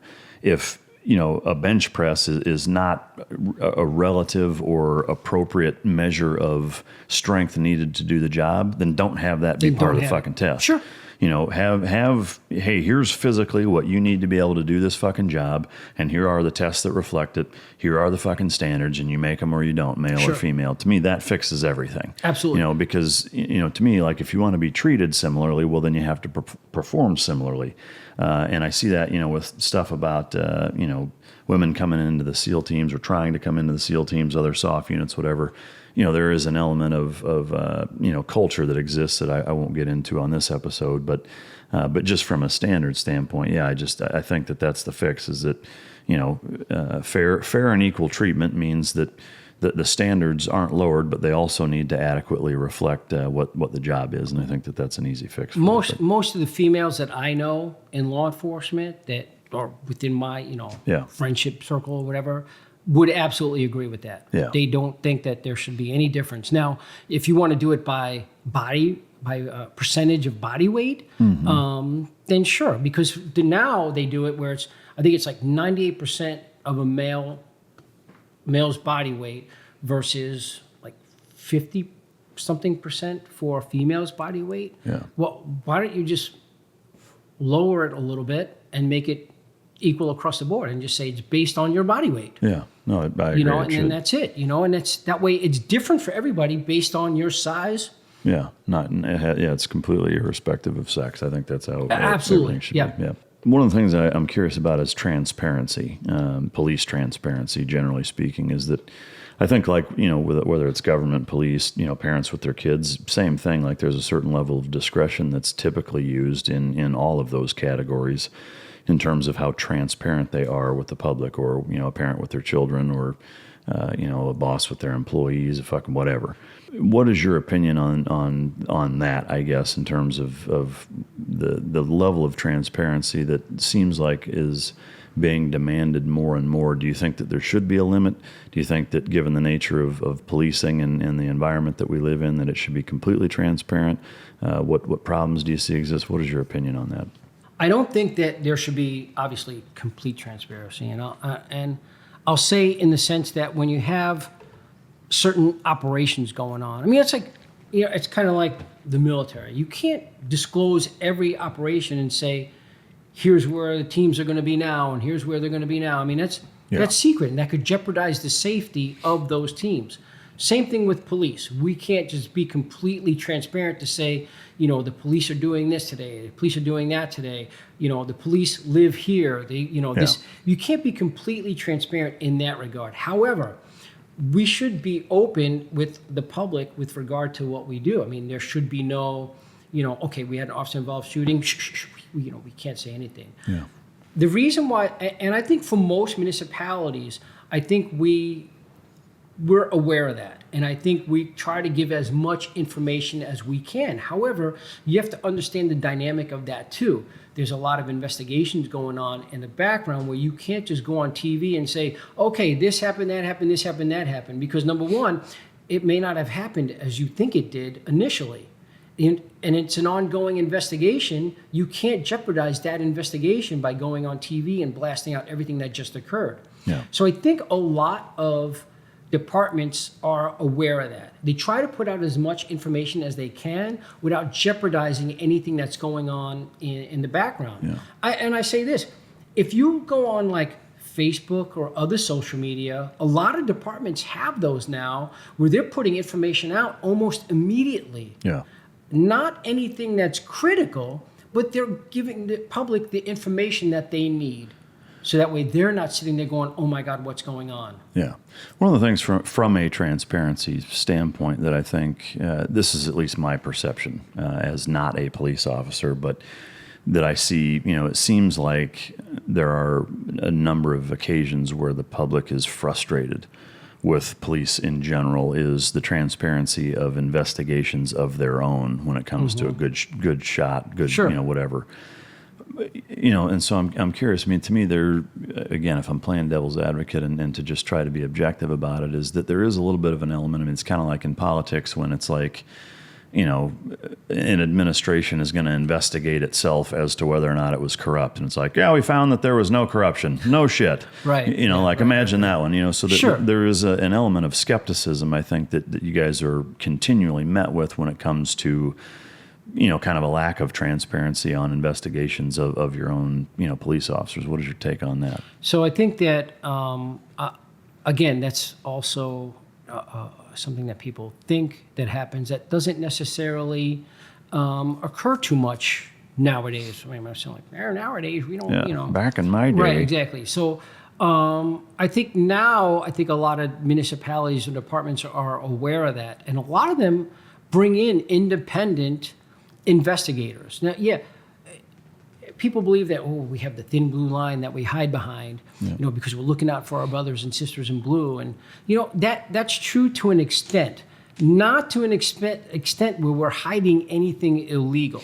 Yeah. I think when it comes to, like, for example, officer-involved shootings, most departments and municipalities will bring in an outside agency that's not affiliated with their department to conduct these investigations to make sure they were justified. Yeah. I think that's something that should, from a PR standpoint, needs to be highlighted way further than it is, because I don't think most people realize that. I mean, I know there's a number of instances where, even I'm like, fuck, what's the deal with that, but. I think, well, in Illinois, and again, I can't speak to other states, but in Illinois, even within our own area, if something were to happen in our municipality, we would bring in a joint task force from other departments to be, and this joint task force consists of people from our department as well, but they kind of exclude themselves from that investigation. Yeah. That way, it's only the agencies outside of our agency conducting this investigation, or the alternative is to bring in state police to conduct that investigation. Or an alternative to that, bring in the FBI to conduct the investigation. That's, but I mean, you have those options to do that as a municipality, to bring in an outside agency to conduct those things. And again, it happens in Illinois by us. Even in Chicago, they have their own board that reviews, officer-involved shootings and actions like that. In your department, the 22 years you've been there, have you had officer-involved shootings that were controversial at all? No. Not one? Nope, no controversial. Yeah. They've all, everything's pretty cut and dry. Yeah, they've all. I mean, how many, do you know about how many you've had in the 22 years? In our municipality, we've had one right after I started that I was there for. That you were involved in? I didn't pull the trigger, but I was there. Oh, okay. When it happened, and I was thinking, as a brand new officer, I'm like, holy fuck, is this what it's like? So, and then after that, we hadn't had one in like 20 years, okay. and then, we've had we've had a couple of officer-involved shootings recently. Actually, one is still investigated, so we really can't talk about that. But we had one not too long ago on our midnight shift. We had 3 officers responding to a domestic call. Lady calls for help. Our officers are just walking up the street. Now, they parked about a block away. They're walking up the street, and the guy comes out with the gun and just fires randomly at their flashlights. They're walking up with their flashlights to see the house number to make sure they're going to the right house. And the guy basically says, yeah, I just shot at the flashlights. I saw the flashlights, and I just took random shots at the flashlights. The officers shot back, but they were at such a great distance that they didn't hit him. Did he realize that they were cops, or did he think they were somebody else, or did he? He fucking knew they were cops. Oh, okay. He knew they were. Yeah, he knew they were the police because his wife just called the police on him. Yeah. You know, and this was in a subdivision. I mean, it's not like in country where there's not a lot of you see bunch of flashlights walking in your yard, like what the fuck is that? No, I mean this is in a subdivision where and then you're in a domestic. Your wife just calls the police, and you go there, and he steps outside and shoots at him. And one of them is a trained operator that he's still active. He's a reserve, but he's still active. He's a trained operator. Fuck. No shit. Shot back, yeah. Oh, that's cool. All right, so another thing I have that I'm curious at, it's probably not as big of an issue in the Chicago area. Immigration and sanctuary city laws, does that play any role with you guys whatsoever? Or at a minimum, like what is your take on that disparity between federal law and what state and local municipalities kind of go against the grain with stuff like that? As far as like immigration laws and like ICE and stuff like that, I mean, I don't want to say it doesn't play a factor in our neck of the woods because, I mean, it does. And we have a large, immigration issue in Chicago. Now, is that the focus on local law enforcement? I guess it's not really local. When you say immigration issue, what? We have a diverse community of people from other countries, And does it seem to cause problems? I don't know. I don't really get too involved I don't pay too much attention to that as far as like immigration issues, as far as like, they're stealing the jobs and, stuff like that. I'm not, I don't know. I mean, I guess for me, if, in using the term immigration issue, I guess just that it's a huge factor. Is that more what you mean, or? Well, I don't think it is. I mean, well, let me ask you this. What, are you talking about something specific that like illegal immigrants being in? Well, I guess from, where my question stems from is, let's say you pull somebody over and, they don't speak English and they don't have an ID and whatever the case is that you make the determination due to the facts that you come in contact with that they are now here illegally. What is your take in terms of, there are some places in this country where the law enforcement in that area said you can't do anything because of like what is your take on the right and left flank of what should be done in those scenarios, and what is your guys' policy? Right. Well, you said, if somebody does speak English, I mean, arguably, I'm from New York. People don't think I fucking speak English, So like, what the fuck are you saying? But I get what you're saying as far as, so I guess it depends on the scope of the crime, okay? Because trust me, we get a lot of arguably minor offenses with regard to, like, let's say DUIs, with somebody who's not supposed to be in the country. Do we like lock them up and call ICE and have them deported and stuff like that? No. I think it would depend on the severity of the crime that's involved. But yeah, what, you get a DUI now, a misdemeanor, Is it really? Yeah. Fucking DUI is a misdemeanor. Unless it's your second one, or you're driving on a suspended license for DUI. To me, that seems crazy. Yeah. I don't know. It seems nuts to me. But I mean, look, it's a problem in our country, driving under the influence of alcohol. Absolutely. That's not what I'm saying. I'm not minimizing it. I'm just saying that it is just a misdemeanor. So that's not something that I would have somebody deported over. So I guess, so like I said, it would depend on the severity of the crime, of what further law enforcement action that I would take.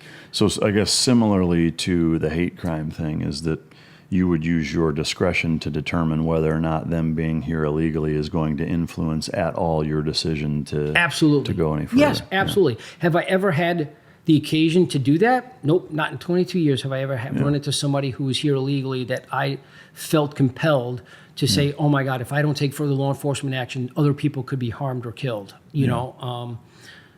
I guess, to me, I'm curious, if you even have an answer, I guess, why your perspective on them being here illegally doesn't play a role at all, or why you would use discretion with it, I guess, or maybe a better way to phrase the question is why does it not? Is there no expectation from a local law enforcement standpoint to help enforce immigration policy? No, I don't think it's that. I think it's more of how involved am I going to have to get into this just to look into something where, in the scope of things, am I going to get the support where this person is actually going to be deported rightfully or not? I mean, I guess, again, there's a lot of factors that come into play with that. If I'm making an arrest for a minor offense, am I going to expend the amount of time that goes into investigating whether they're here illegally, whether they have the proper paperwork, whether they have, I mean, it sounds like a cop-out, but it's not really what local law enforcement is focusing on. I mean, look, if they go to, if and when they go to court, I mean, it could be dealt with from there. If there's additional issues or if they have a lengthy criminal history. I mean, look, criminal history also plays a factor into it too. I stop somebody and they got a lengthy criminal history. Yeah, I'm going to look into that a lot closer, than I would, somebody who's never been arrested before, So I guess just out of my own curiosity, if you pull somebody over that is here illegally, but they have a long criminal history, does it say that they're not? I mean, if they don't have a driver's license, for example, and they're like, they don't have an American piece of identification in any regard other than, a fucking debit card or whatever, but they don't have any form of identification that says that they're here legally or that they're just a U.S. citizen, I guess maybe is the best way to put that. But let's say they've got, 4 different fucking elements of criminal history. Is there no correlation between, and this person is also here illegally? Is that not? There could be. Again, it depends on how involved I'm as a police officer using my discretion. Am I going to get involved in that? Am I going to contact somebody at the consul, at their particular consulate, and say, hey, this guy was arrested and here's his criminal history? We're required for any non-national, non-U.S. person to contact their consulate anyway. We get a list of phone numbers for every country to contact them and say, hey, this person was stopped and or arrested, and here's what the disposition of that was. And it's up to them to follow through with that. Now, whether they do or not, we don't always know.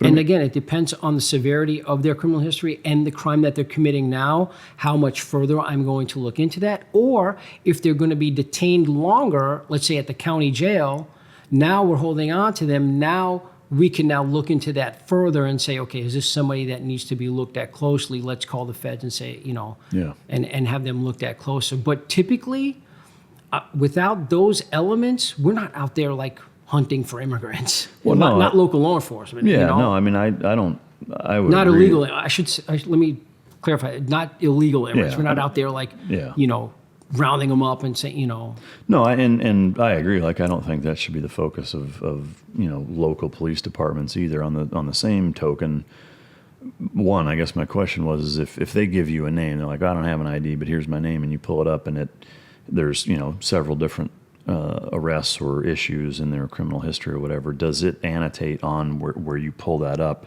that they're not an American citizen, or does that not come into? Is it not part of? I don't think that shows up on their criminal history. I'd have to make that determination myself based on other factors. Based on, and again, it's going to be the time of day that I'm working. I work the midnight shift. How easy am I going to be able to get a hold of somebody, to make a phone call and say, hey, here's who I have, and being here even illegally, they have constitutional rights as well. you know, and I can only detain them for so long before I have to cut them loose if I can't prove any criminal activity to detain them for. Yeah. To me, you know, again, I'm not a cop. You know, maybe my position would be very different if I was dealing with that. And you know, if that's a minor blip on the radar screen in comparison to everything else you deal with. So I don't want to armchair quarterback shit. Right. And I think maybe larger departments that have a larger illegal, you know, alien population would probably focus on that more than what we would do. But as a smaller agency in you know, the suburbs of Chicago, not really. Yeah. I mean, to me, like, it just makes sense from kind of a federal big picture standpoint is that, you know, agreed. Like, I don't think you should go out there being like, hey, are you here? Are you supposed, you know, no. But if you pull somebody over breaking the law and, it turns out they're also here illegally, to me, like, from just a policing standpoint, my logical response would be like, it should be a simple matter of hey, ICE, this guy's here illegally, come fight. Like, why is it not that simple? You know, I mean, I know you don't have an answer. Yeah, I don't have an answer for that, but it's not that simple. To me, it should be, you know, like, if you're here illegally, to me, that means you don't have any constitutional rights. But even irrespective of that, is that in and of itself is breaking a federal law, no different than, you know, if they have meth in their pocket, that's breaking a federal law. Like, sure, so, absolutely. You know, again, and I know it boils down to discretion. It's just, to me, my gut or initial response would be, that would be I would think, a pretty effective way of helping, you know, Border Patrol, federal immigration, ICE, whatever, is that if every cop out there was like, hey, this guy's here, I think it's also on them to make it easier for you guys to be able to do that. But anyway, just real quick, from an officer recruitment standpoint, I know that's a big issue that plagues police nationwide. Nowadays, it's harder and harder to get people to even come on board. Do you guys have that same problem, or is it everybody does? Yeah. Yep. It's across the nation. Being involved in the police academy as much as I am, we see that all the time with, you know, with some of the recruits that they send us, you know, and it's like, what, you can't do better than this? It's harder and harder to find. It's really difficult. It really is. I mean, I think departments try to do the best they can with their background checks and their psychological exams, and, you know, and we go through all that. We go through psych exams, medical, you know, and. Do you think it's just the caliber of individuals lower in this country? No, I think so.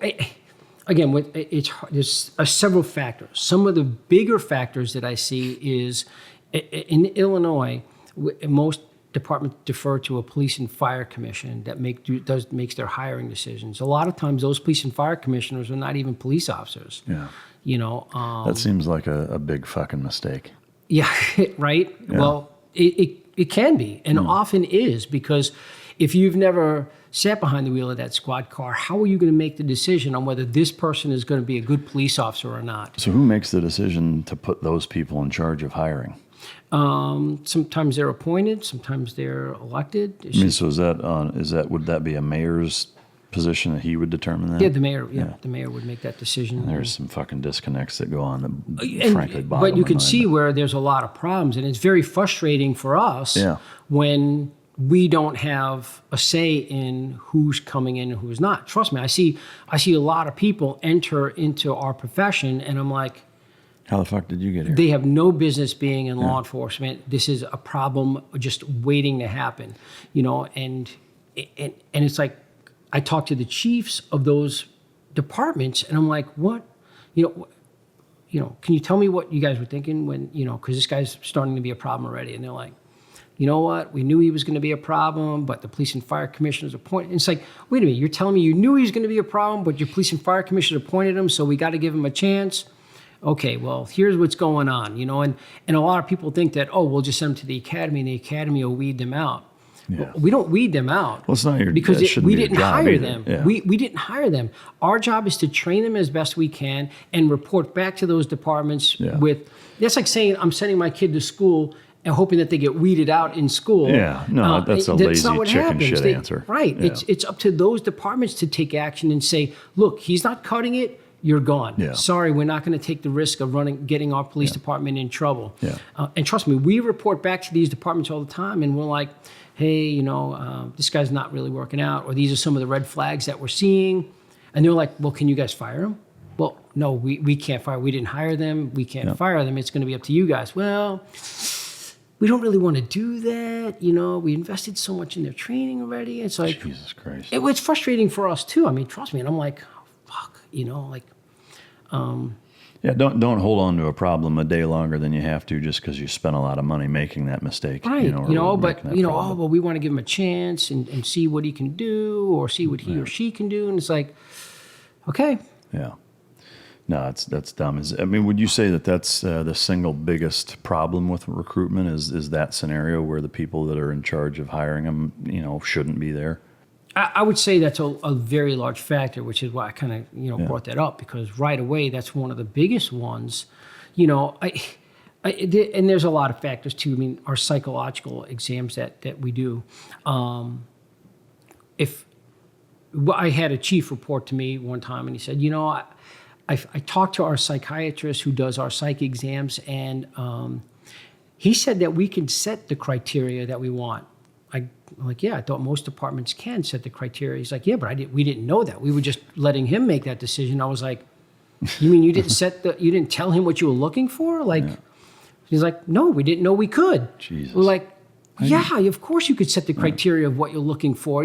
No wonder you guys are getting a bunch of, Jesus. It's like, he's like, yeah, because now we're away. telling them, oh, we want this criteria, in our police officers. And now look, a psychiatrist spends a day with the guy or girl and says, okay, this is what I'm looking for. And then they start to, they sit there with their, glasses on, they're tipping their pens, and they're like, okay, tell me about your childhood, blah, blah, blah. And they're looking for certain things that they were told to look for by that respective department, and if you don't tell them that, then how do they know what to look for? Yeah. No, I'm tracking.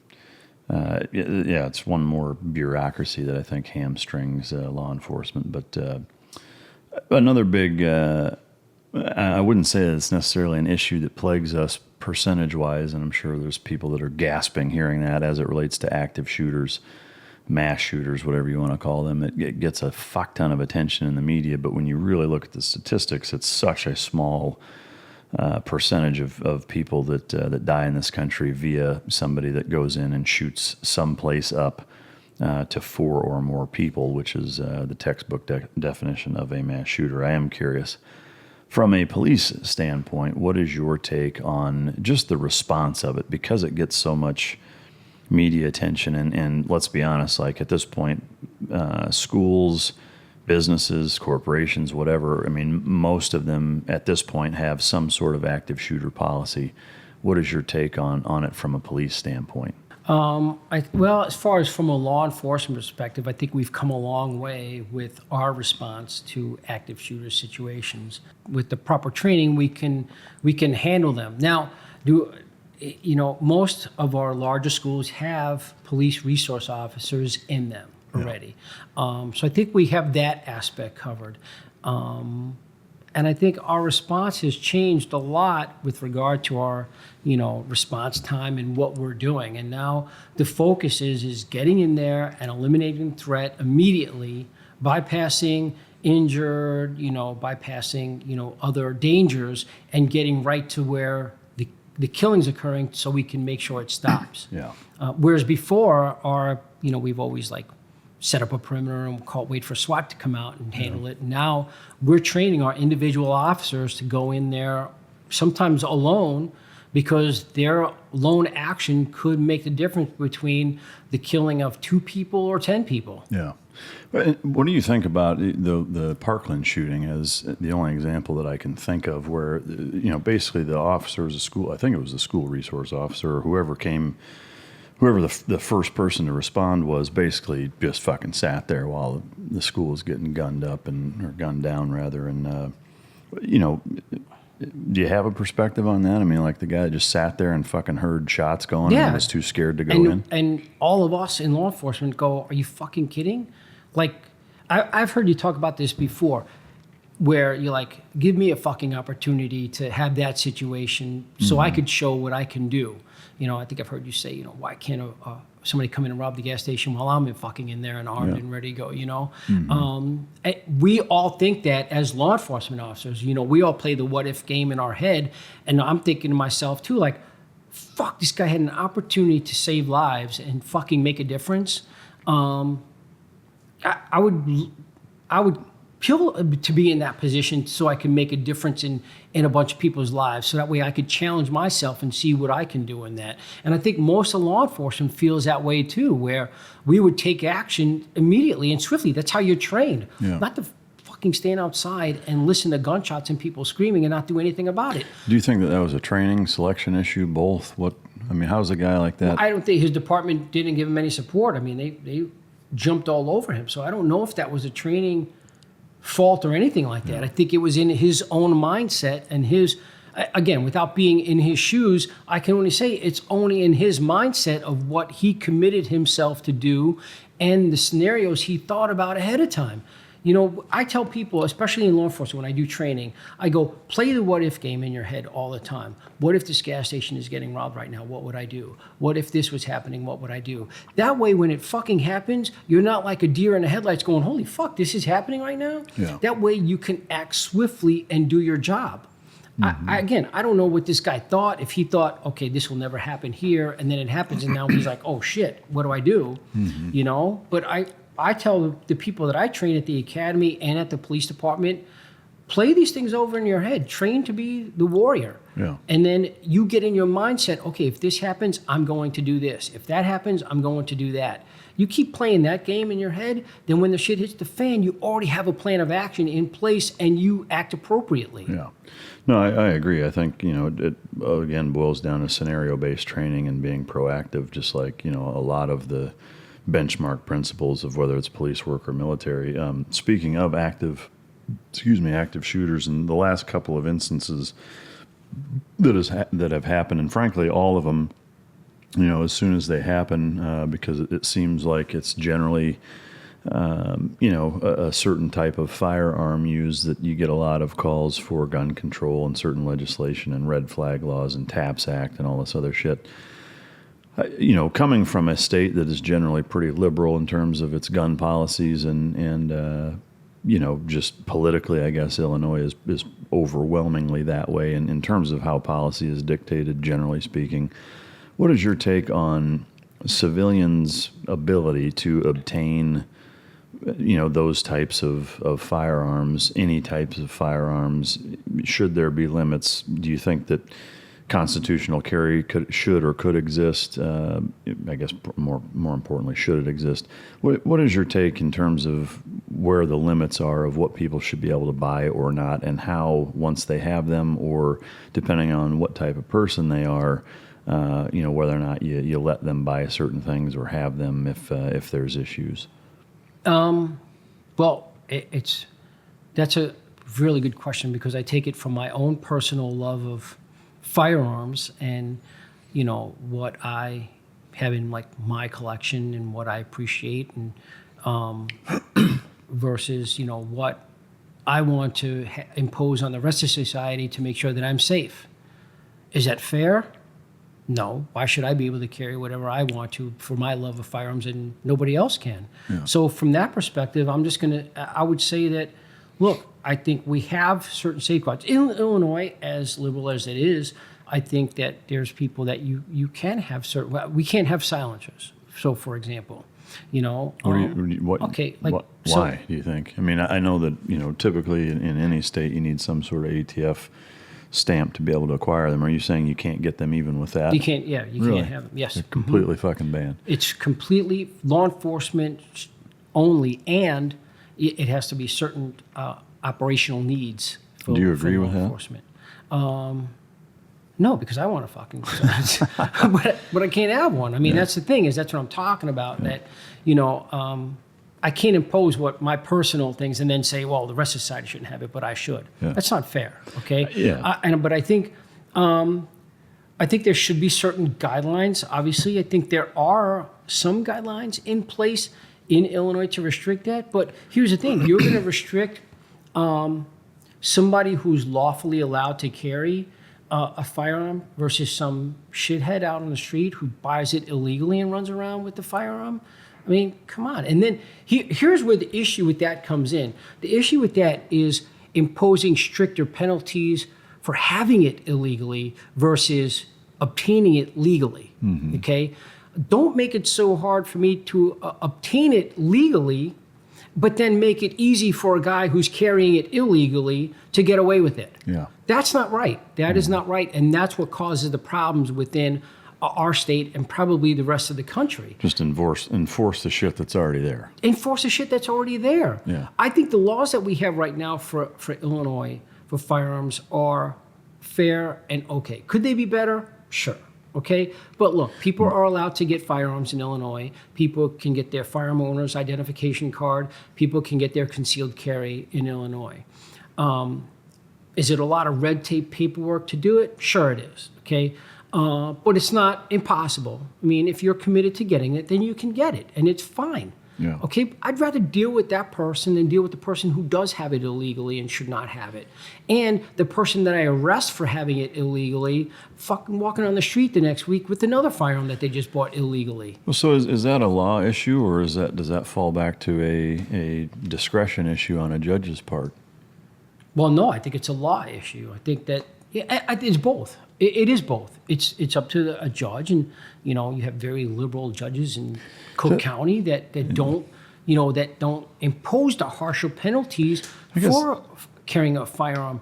I mean, to me, it seems so fucking counterintuitive in that, if you've got liberal judges who are, really anti-gun that want all of these restrictions on firearms that you're allowed to get, but then if you have one that's fucking illegal, they're just like, yeah, whatever. Right. I mean, that's what happens. That makes no sense. It makes no sense. And that's the problem with what we have. Now, I say in Illinois, but it's really in the Cook County, which pretty much dictates what happens. Try the rest of Illinois, probably down south of Illinois, are more conservative than you think. But it's Cook County that pretty much rules Illinois, and the decisions that they make pretty much kind of. Yeah, I mean, to me, it's if I'm in Chicago, like I'm going to buy a gun illegally then, because it's like, well, fuck, you're not going to do anything about it anyway. Like I wouldn't even fuck with it. And that's what happens. Yeah. That's exactly what happens. Yeah, I mean, it's just fucking stupid. Yep, absolutely. You mentioned something a minute ago where you said the laws are fine or good or okay. I forget the exact word you used, but when you said that they could be better, do you mean that they could be better in terms of being easier to obtain firearms, or they could be better in terms of more restrictive? I don't want to say more restrictive. I never want to be accused of saying that we should make it more restrictive. I think there should be more careful attention paid to, how people get. I had one officer, and this is a true story. I have a friend of mine years ago showed me a firearm owner's identification card that he obtained for his infant. Yeah. That because there was no criminal history, because it was like, are you kidding me? Yeah. Like, did he use that as a loophole to get guns, or he just wanted his son to no, have? He was just making an example, just being a dick. Oh, Just okay. making an example. Just being a smart ass. Yeah, right. So it was like, wait a minute, like, are you kidding me? Now, I'm not quite sure how easy that would happen today, now, but it happened, and it was like, wait a minute. Yeah. How is it that, easy to get that? I'm not saying that we should be able to go to, anybody should just be able to walk into Walmart and get it in Illinois. I mean, I guess I understand that in other places. Yeah. But at the same time, there should be certain checks to make sure that the person that is buying this firearm meets a certain criteria. No criminal history, So, here's where you'll see a recurring theme with me in any episode, and obviously in this one as well, is it's that discretion thing. Is that, to me, where discretion creeps in and has a potential to be abused is in stuff like that. And that's where I take issue with any type of legislation that are anti-gun, is that, when that kind of blanket statement of, I don't think anybody should, just anybody should be able to go in and buy a gun. You should have to pass X, Y, and Z. Where I take issue, and I think where a lot of people do, is who is determining what that box, or boxes rather in this case, what those are that need to be checked for you to be allowed to buy one. and how easy is it to change those boxes? Because as soon as you say, here's the list of fucking boxes you need to be able to check to purchase a firearm, okay, well, what's keeping the next asshole from coming and say, we're going to add 40 fucking boxes to that? How hard is it to do that? Does it take a fucking act of Congress? Probably not. Like once it's there, the floodgates are open for now. Sure. To me, that's where tyranny creeps in. A lot of people are like, Jesus Christ, is it that serious? To me, yeah, it is. And what I would ask, I guess, is that, falling into that same thing is that, I'm assuming then that there's probably certain types of firearms that you would say you'd rather people not have, or do you think it should be fair game? And for those of you listening, that when I said, a little while ago, when I pulled something out and said this is legal here in Texas, I know it wouldn't be in Illinois. Check it on YouTube, but I'll explain it. It's basically a sawed-off shotgun. Instead of a pistol grip, though, it's more of like a flintlock grip where it's more straight in line with the gun, super short barrel, 12 gauge. It's got a little adapter to shoot mini shells, so you can fit about 11 mini shells in here, which are pretty fucking nasty. But, I walked in to a gun store here in Texas and purchased this one afternoon, walked right in, purchased the ammo, and walked out, which is, you can do that with almost anything here in Texas. Sounds awesome. It is. It sounds like heaven. But to me, it should be that way everywhere. I am a fan and a believer and an advocate for constitutional carry, that if you're a citizen of the United States, you ought to be able to fucking carry a gun in your waist wherever the fuck you want, including a school, including a fucking courthouse, including anywhere. Because again, if you want to go in there with a gun and you have it illegally, you're not going to listen to that shit anyway. But my question, and I'll get off my soapbox here, is is there a limit to which you think people should be able to purchase certain firearms? And again, how do you, if the answer is yes, which I'm ascertaining it is based on the previous statements, is that how do you justify or regulate rather who makes those laws and who determines what you can have and what you can and things of that nature? Would I love to be able to go into a store and be able to do the same thing in Illinois? Sure. For me, I would love that. Again, I know me, and I know, my love of guns, and my love of firearms and the collectability of them and my passion for them. All that comes into play. I would absolutely say without a doubt, yes. However, how do you restrict, who... I guess you have to have certain restrictions on who can do that, Otherwise, you have somebody who has a lengthy violent criminal history going in and purchasing those things. You have to have those check boxes in order to verify that the person that is actually purchasing this is not, a violent offender of crimes or, is not purchasing this. Look, you can't predict what people are purchasing their firearms for, obviously. But you have to have, I feel like you have to have those boxes to kind of make sure. What would be the boxes if you were in charge? Well, the boxes that we have in Illinois are age requirement, obviously. Whether you've had any psychological issue, now I don't know the wording exactly, although I read it all the time. It's whether you have psychological issues that you've been deemed with by a doctor, or have you ever been locked in a psychiatric ward, admitted to something to that effect. Yeah. Whether you have a violent criminal history, whether you had a domestic violence issue. I think there's a couple more, but I can't recite off the top of my head. But there's not a long list. Yeah. To be honest with you, it really isn't a long list. Is it safe to say you agree with all of those? So I think I would, as far as, do I want the guy who's been convicted of violent criminal offenses going in there to Walmart and just buying a gun whenever he wants, any type of gun? I don't know. As a police officer, I don't know if I would want that necessarily. Yeah. I think there should be some restrictions on who can buy the guns and who can't, and I think that would be a factor. Yeah. Again, for me, yeah, I'd love to go in there and buy any gun that I want at any time that I want. But even then, I gotta wait. The required waiting period, and even as a cop, even as a cop, unless I'm buying it for duty purposes. God, that's fucking crazy to me. So here I'm going to play. And I guess it's all in what you were brought up, in the environment that you were brought up in. For us in Illinois, we're like, okay, whatever, it's fine. It's, it's what we're brought up on. But I could see somebody from Texas being like, what the fuck, know? I mean, there's if you look at statistics, I mean, to me, the ultimate statistic that you should look at when you're, trying to identify ways to keep people from killing each other is the murder rate per capita.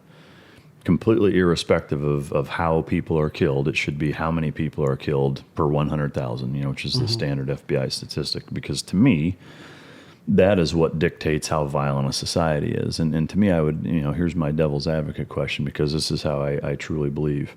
This is what I truly believe in terms of, who you allow to buy guns or not, is that as a free United States citizen, is that I think everybody should be able to go buy whatever is commercially available. And here's why.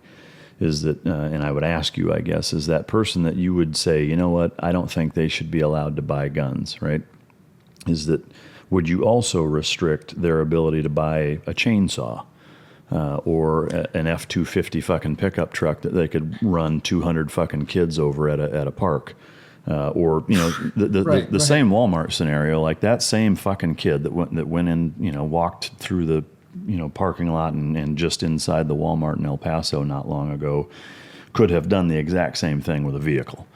And so, my take is that we already have a system in place, and this goes to red flag laws, TAPS Act, any what you hear coined as common sense gun legislation, which I think is a total crock of shit, is that there's already a system in place that says, if you're so worried about somebody to where you don't think that they should be able to purchase a firearm or they should have their existing firearms confiscated from them, then that motherfucker should be in a straitjacket in a padded room. And that essentially is already in place. Whereas if you're worried about somebody hurting themselves or others, you go to a fucking mental professional, and by law they are required to report it, and they're either admitted, evaluated, or whatever. I mean, to me, there's a system in place. And so my take, just very simply in terms of leaving the discretion part out, because I just see so many fucking problems with giving people too much discretion when they're in powers or they have authoritative power and they abuse that, is that, again, like if I'm saying this person is so dangerous, I don't think they should be able to buy guns, then to me, they shouldn't be on the fucking street, because there's a lot of ways you can kill people. And going into Walmart and buying a fucking shotgun or an M4 or a fucking pistol or a crossbow or a fucking hatchet or a goddamn chainsaw or a fucking lawnmower, a power tool, a truck, fucking fertilizer. I mean, there's a million different ways you can fuck a lot of people up, Right, sure. To me, like it really is kind of that simple. And I fail to understand why,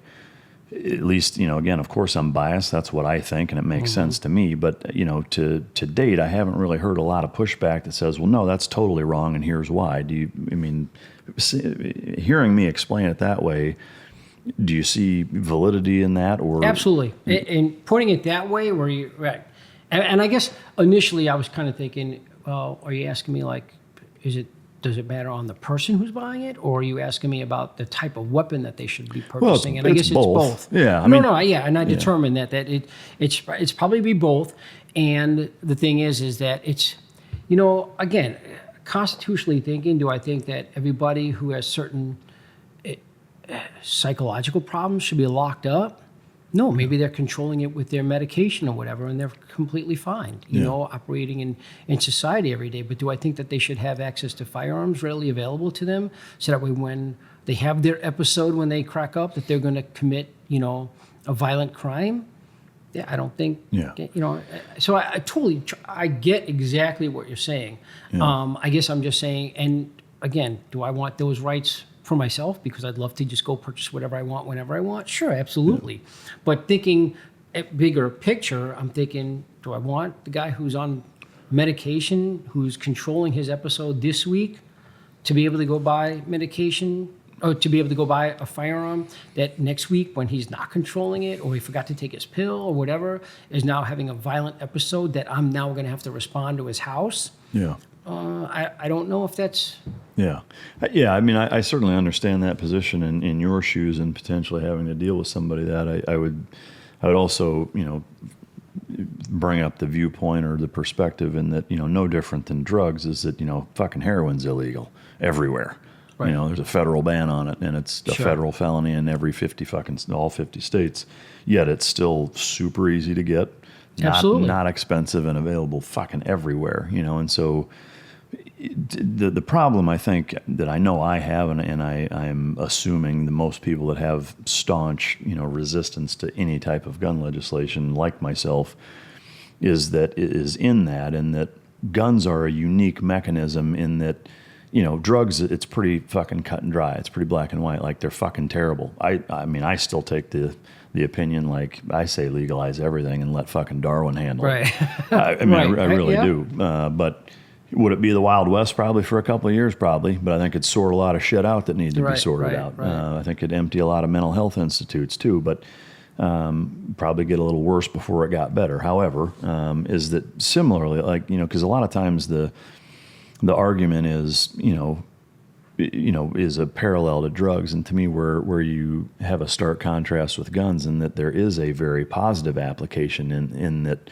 the perspective or the reference that we're talking about, it's self-defense, it's home protection, it's against a potentially tyrannical government. Which, real quick before the smart asses out there think, well, what are you going to do with a shotgun when the fucking military rolls in with a tank? I can tell you from experience in Iraq, a group of motivated motherfuckers with nothing but AKs is way harder to deal with than you fucking think they are. So, and rest the fuck assured, if it came to that in this country, there's a reason everybody has what they have, and I don't think you should take that from them. Having said that, that positive benefit of home protection, self-protection, property protection, and also being able to hunt, there are a number of incredibly positive applications that firearms are necessary for, that you can't have that same parallel with drug use. And so to me, it further highlights the importance of not fucking with any type of gun ownership, and that, because if you look at anything that there's a federal ban on, you can still get it that fucking quick. And so with these people, they're still going to find it, and I don't think it's worth if we can at least make it harder for that person, if that makes it impossible or too hard for somebody, whether it's a waiting period, waiting on a restraining order and a firearm or whatever, somebody gets fucking murdered because of it. I just think, this country was based on that shit.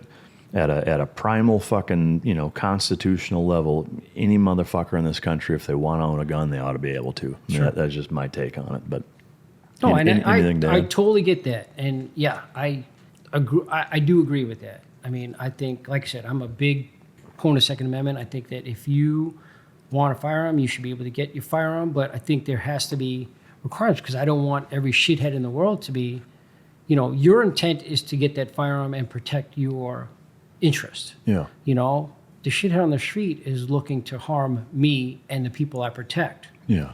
So that's a different perspective. I mean, that's different where I'm thinking, okay, for you, the citizen, I'm not worried about you. And trust me, I'm not coming in with my tanks to take your guns. Fine. Yeah. And, you can, that's fine.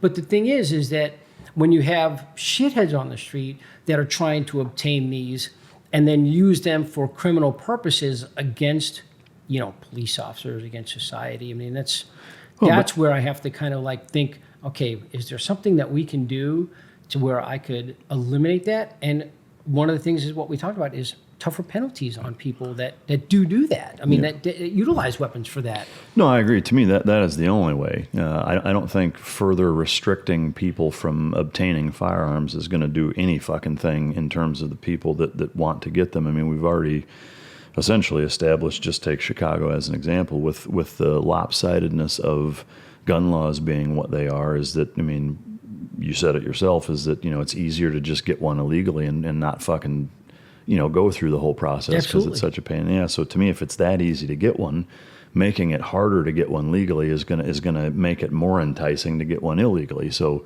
to me, I get, I understand the thought process that people have, and it's well-intentioned, but it's making too many assumptions that just aren't possible to enforce. If they were possible, you wouldn't be able to buy drugs anywhere in this country. Right. And number two is that,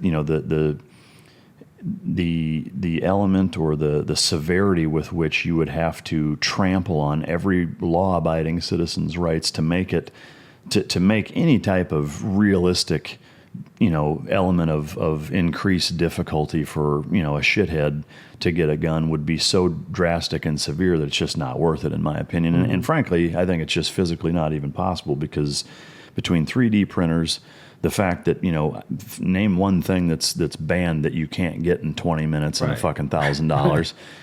tells you, that you can't stop it, Yeah. So you might as well try to regulate it in terms of letting the people, regulate themselves by, either letting them do what the fuck they want to do. I mean, to me, it boils down to, with great freedom comes great responsibility. And I think you got to just let that shit shake out, and freedom is dangerous sometimes, but we'll stop beating that dead horse. I am curious in talking about, and I agree 100%, like, enforce what's there and be way more stiff about it, especially as it relates to illegal. If you, as a judge, make a really sharp contrast between, oh, you got it legally, here's your slap on the wrist. Right. You got it illegally, I'm going to cut your fucking hands off. Absolutely. And that leads into my next question: prison, sentencing, punishment, rehab.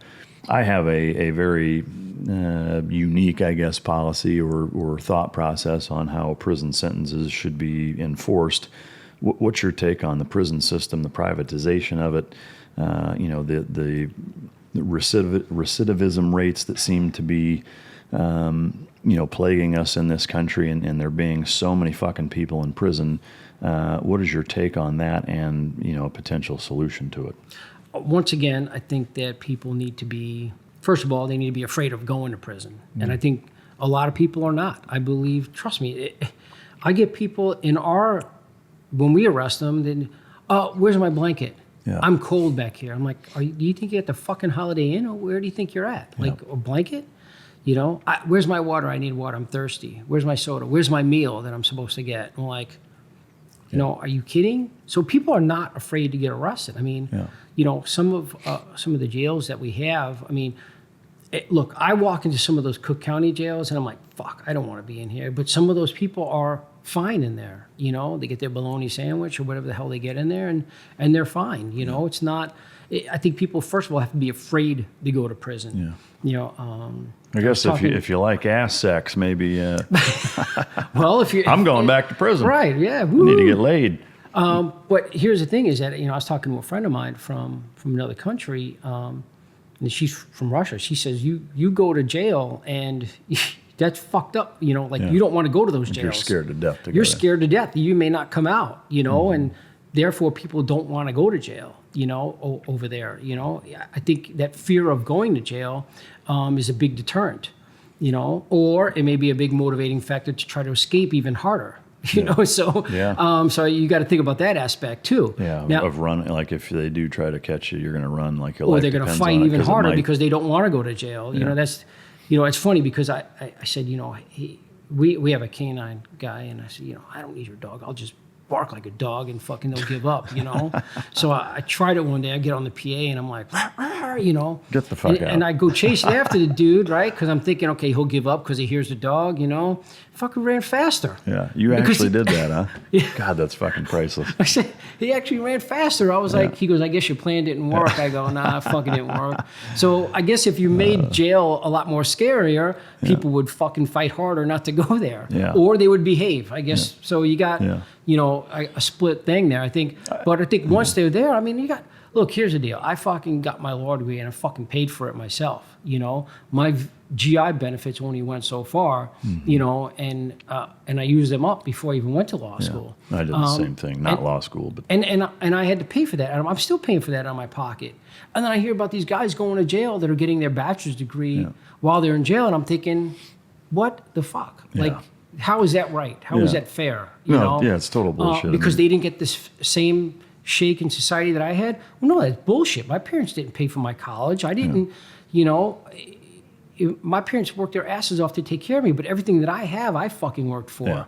I did this. So how do they have, they need society to carry them, but I don't get any benefits. Not that I want it. Trust me, I don't want it, but I don't think that they should be getting that shit in jail either. So that's what I'm saying is that people are going to jail and getting coddled. Yeah. They're going in there and there's no fear of going to jail. And then they're getting out and they're like, fuck it. I can't tell you how many people are like, fuck it, I'll go to jail. I don't care. Yeah. They don't fucking care. And I mean, with certain people, it's actually, it's a better deal for them. Like, they can't do shit on the outside. They can't hold a job. They can't, Trust me, there's a lot of guys that are in the military that are like that. They're not going out in the civilian world because they need that rigidity. They need that structure. They need that, hey, I need somebody to tell me what to wear, what to eat, where to go, what time to be there, because they can't do that for themselves. I'm sure you know a lot of guys like that. So, I agree. I think, and to me, you hit the nail on the head in terms of how I view it too, is that is by far the biggest problem. Is the prison experience, and I'm curious then what would your solution be to make it so that people wanted to not go and stay the fuck out? Well, let's hear your idea first. Right. So here's my idea: is that to me, in keeping in line with exactly what you said, is that I would a couple things. Number one is I would make the punishments incredibly unpleasant, but in my opinion, not cruel. And I know a lot of people would disagree with me. They would say it's cruel and unusual punishment. It's unconstitutional. Therefore, we can't do it. But here's my take: is that there's several million people in prison right now. Per capita, we've got the most people in prison of any country in any we'll call it advanced, if you even want to call it that, modern Western society by far. I think privatization of prisons plays a big role in that, and that it's no different than similarly with, say, the military-industrial complexes, that there is an incentive to keep people in prison because there's a lot of big corporations or companies rather that are making a lot of fucking money off of it. That's problem number one. So I would shit can that first and make it all federally, run, funded, et cetera.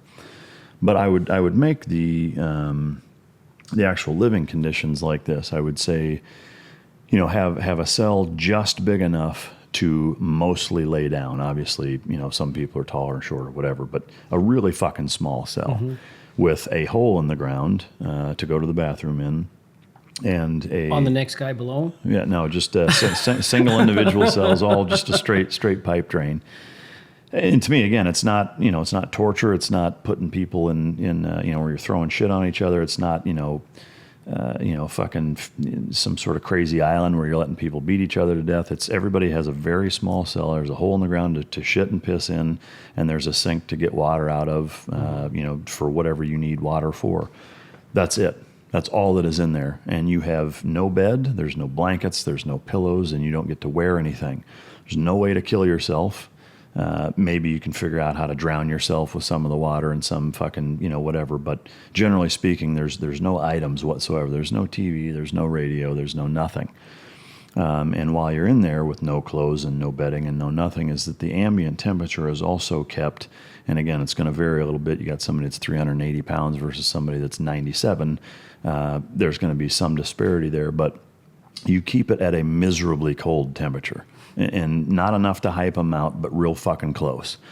Now, imagine a scenario like that where that's what you get, right? Is that's how it's going to be for, we'll say, 2 weeks. I can tell you from going through Hell Week, 2 weeks would feel like 10 fucking years in that environment where there's no stimulation whatsoever. You're getting a bowl of gruel, basically, that gives you just enough nourishment to not fucking starve to death with no flavor. You're freezing your ass off with absolutely nothing. I can tell you, you could reduce, with the exception of, 20 plus year sentences. And even then, to me, if somebody needs to spend 20 years in prison, I mean, why are they even fucking alive at that point? If something is bad enough to lock them up for 20 years, to me, then that's a different conversation. But everything else that's not life in prison or super, super long sentences like that should be those types of conditions, and you could commute those sentences to really short periods of time, which means you're spending nothing on people in terms of resources. There's not TVs, there's not weights, there's not degree programs, there's not all this other bullshit. They spend very little time in prison. It's an enormous fucking deterrent to stay the fuck out of prison. And, between the shortness of time and the lack of resources, we cut our budget down, which means now we don't have to privatize it. The federal government can afford it because they're super short sentences with no real resources being added. And in my opinion, that would fix 95% of the fucking problem. I could live in a world like that. I agree. And I don't think it's cruel either. I'll be honest with you, I never thought of it to that extent. My thought process has gone as far as, hey, make jail not a pleasant place to be, and people won't want to go there. Yeah, to me, if that's the goal, then make it so fucking unpleasant. Yeah, absolutely. And to me, that's the... Yeah, but you're going to have people out there... Oh, no, that would never happen. Inhumane, you can't do that. If they can't work out, they're going to, how are they going to take care of themselves? Yeah. Everybody should get proper exercise. And Yeah, well, you can do it in the cell, and I'd have a big enough window to get enough sunlight in there to where they're still getting sunlight, but I wouldn't let them out otherwise. Again, they're not spending a lot of time in there, but that fucking time, just long enough to make them be like, I do not ever fucking want to come back here. Right. And it doesn't take long in an environment like that for that mentality to set in and for you to think about that next time you want to slap somebody and take their shit. That's my take on it. But anything to add to that? no. Yeah, that's fucking perfect sign world. you up. Yep. All right. We're good. We all know that'll never happen. And nobody's ever going to pick me to run a jail anyway. Yeah, So fucking you and me both. Real quick, drug legalization. Do you have a philosophy or a stance on that? legalize it if they want to fucking, kill themselves with that shit. You think everything? Like, I think it's cause.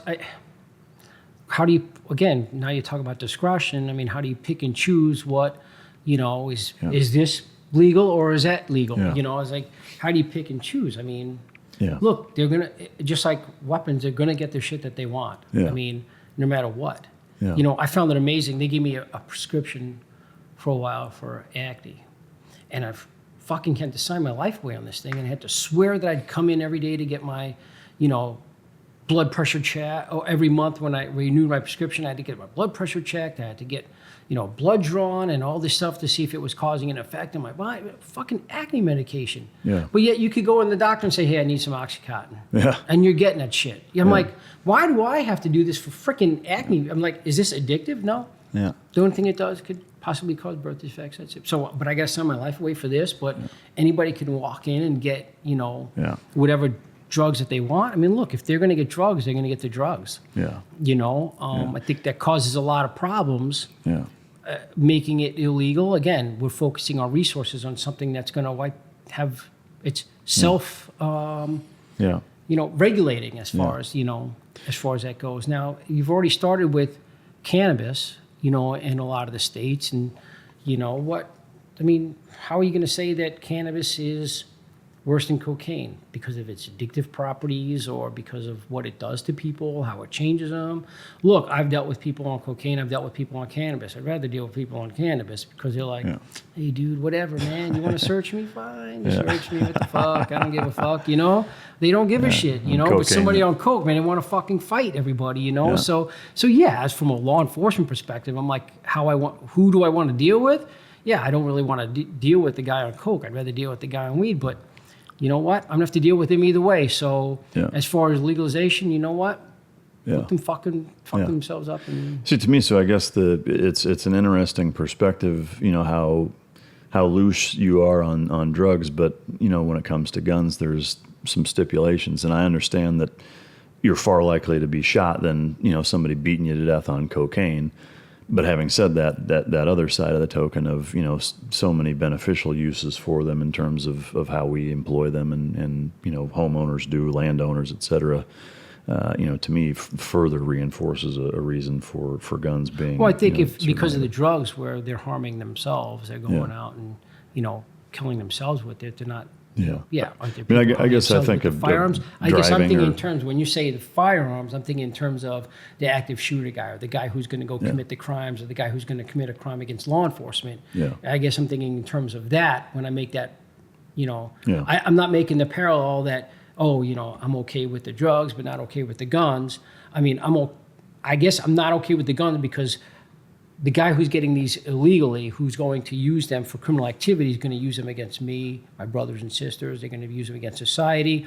That's the problem that I have. The person who's going out and getting the drugs is going, and they're getting fucking high and they're killing themselves, is what I'm thinking. Is there a chance they could get behind the wheel of the car and harm people? Yeah, but they could fucking drink alcohol and do the same shit. Yeah. You know what I mean? So the drug use is on themselves, where I'm thinking in terms of the gun use as far as using it on the other people. They're obtaining these illegally, not to use for themselves. They're obtaining them illegally to commit criminal acts. Yeah. Whereas the drugs they're obtaining to use for themselves and. Yeah, I guess, to me, it seems a little semantic-like, in my opinion, in that, again, not to rehash this whole fucking thing, I'll drop it after this, but just is that, I just don't see that making any type of restrictions is going to make it any harder for somebody to get them, because it's so easy to get shit. It's easy to get whatever you want, Sure. But and we'll drop it for those of you rolling your fucking eyes listening right now. But you can't argue with a guy from Texas about guns. Yeah, well, I mean, and shit, I'm not even from here, but I, to me, just I have a bit of a libertarian streak, I guess, when it comes to just trying to stay consistent on, it's either completely okay or it's not at all okay, type of thing. Right. And I know life isn't that simple, but it's not. Yeah, it's not, especially from a law enforcement perspective. And that's where I'm getting a lot of my views on that. Is kind of no, and I mean that's shit. Like I said, for me personally, fuck it, I want to buy guns whenever I want. Yeah. But no, I mean that's the whole reason you're here, right? Is to get that law enforcement perspective, because I don't have it. One of the things that we talk about parallels between military service and police service is losing people, brethren, brothers, sisters, what have you, just fellow folks that we work with that die in the line of duty, and how big of an impact that has on all of us, because you can't help but think it could have just as easily been me. Sure. You're attached to that person. It's a stark reminder of the dangers that you face day in, day out. What's been your experience in terms of within your department of any officers that you've lost and the impact that's had on both you and the department? Right. So we did lose an officer in 2017 in the line of duty. But I think in terms of where I'm at, as far as like at the academy and stuff, I think that it even plays a larger role in my own life, as far as feeling that sense of responsibility for these kids I train. And I know we've talked off air about where you guys trained guys, and you're like, fuck, I now feel responsible. I hope I did everything I could to make sure that they're safe, and even though what you didn't cause the tragedy, it's kind of like that sense of responsibility that you have because of the training that you provided them. You're like, hope I did everything I could. So I feel that, especially with the particular officer that we did lose within our police department, being the training coordinator and being out at the police academy. I brought the kid to get his uniforms when he was, brand new rookie, and here I am, getting all his uniforms for him, his new belt, his new duty belt, his new gun and everything, and then we get him at the academy, we get him trained, and then, about a year and a half later, I'm now removing his, duty belt and stuff for the last time. I mean, that had a huge impact on me, especially being his boss, and that sense of responsibility. Sense of responsibility for him. He died in a crash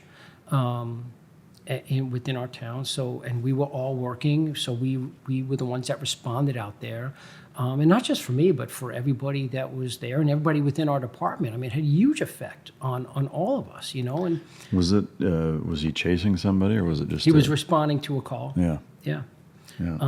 But the thing is that,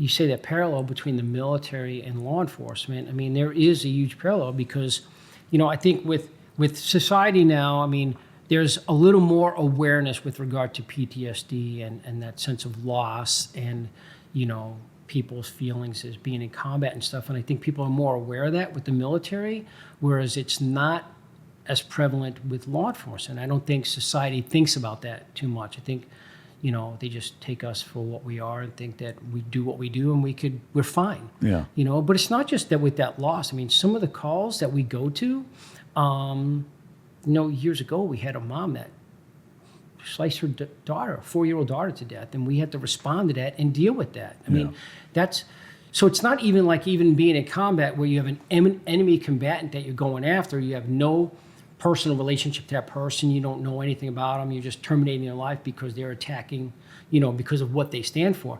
Here, we're thinking, this is America. Yeah. These are Americans that are doing this to each other. And it's like, holy fuck. So it has a totally different,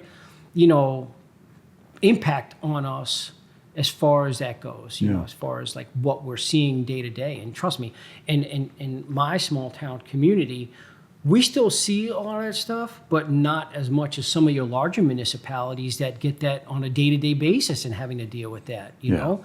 And that whole machoism, you know, I've talked to a few friends that say, you know, you're not going to get this person to come forward and say that they're fucked up because they're going to lose their job. Yeah. So now they have to fucking deal with that, or otherwise they're going to lose their job. Yeah. You know, they can't come forward and say, oh, man, I had a really hard time with that, because they're going to send you off to the psychiatrist. He's going to say that you have PTSD, and now you're done. Yeah. So a lot of guys are not going to come forward with that. And then now you see like a high suicide rate for not just military, but for law enforcement because of that. Well, and you bring up a good point, you know, in terms of the disparity or the contrast between, you know, what military folks deal with overseas versus here.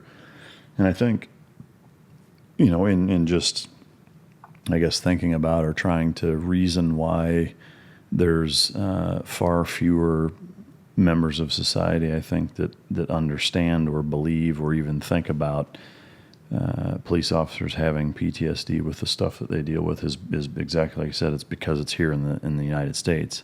Right. You know, so like, well, you're not getting blown up. You're not, you know, whatever. Like I can see how there are certain elements to it that would be worse than being overseas, just like you said, and that it's, you know, people that are from your community that you're seeing this fucking happen right down the fucking street, not halfway across the world. You know, and so I think a lot of people just don't think of it that way. They're like, well, this is America. You know, there's not a war going on. Right, like, how bad could it be? And it's like, well, actually pretty fucking bad if that's all you're dealing with. Some of the things that we do see as police officers are like, Yeah. you know, even I've had officers quit going to their first traffic accident because it was too, you know, because it was too bloody or gory and stuff like that. And I've seen some pretty bad traffic accidents, some deaths, and, you know, and it's like, holy guys, you know, people getting their heads ripped off and stuff like that. I mean, that's some pretty gory shit. And it's like, well, fuck, I just have to deal with it, you know? Does stuff like that haunt you at all? Like, do you have images of shit like that? Like some of the worse or, you know, more traumatic accidents? No, you know what? I don't think of it like that. I think I try to rationalize it as, look, this is part of my job. This is what I do.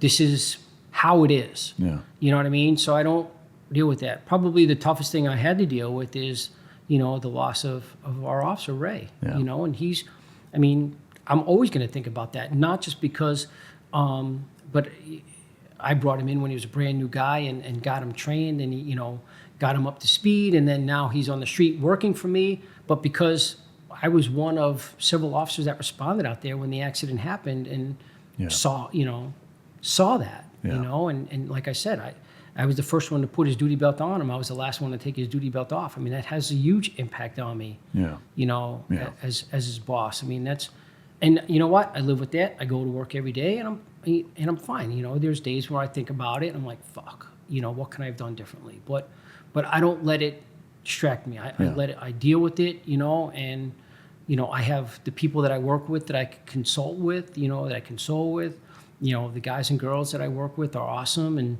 you know, we've all come together as a family when that happened, and we were there for each other. Yeah. So I think when you talk about that thin blue line, that's what I think about, is that community of police officers that come together and support each other in those things, not hide bad stuff. Yeah. You know, that's what I think about. Yeah, no, I agree. I know for me there was, you know, a handful, there's a few kids that I put through training that were killed overseas, you know, over the subsequent years after I put them through, and for me that was incredibly difficult. You know, there's kind of almost a paternal absolutely feeling of loss that, you know, that was there. That's hard to really describe, but yeah, that's tough shit, and I can see the parallels absolutely. So I appreciate you sharing that story. It's some heavy shit.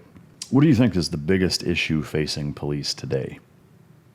Support, internally and externally, is the biggest issue from the public. Yeah, that's probably our biggest issue, and we talked about that with, you know, getting the public involved, inviting the public to your police department, and be transparent as far as that regards. Hey, we're not strangers. We're people just like you. We breathe, we eat, we have fun, we laugh, we do just everything like everybody else. We're not like these robots that go out there and just enforce the laws without discretion. I mean, we take a lot of factors, you know, into consideration, including our own safety and going home at the end of the night. Yeah. You know, those are legit fears that we have when we start our day, you know, whether it's a fear for ourselves or a fellow officer, you know, going out there. We're not out there to you know, make life miserable for society, especially good people that are out there doing, you know, just doing their thing, you know.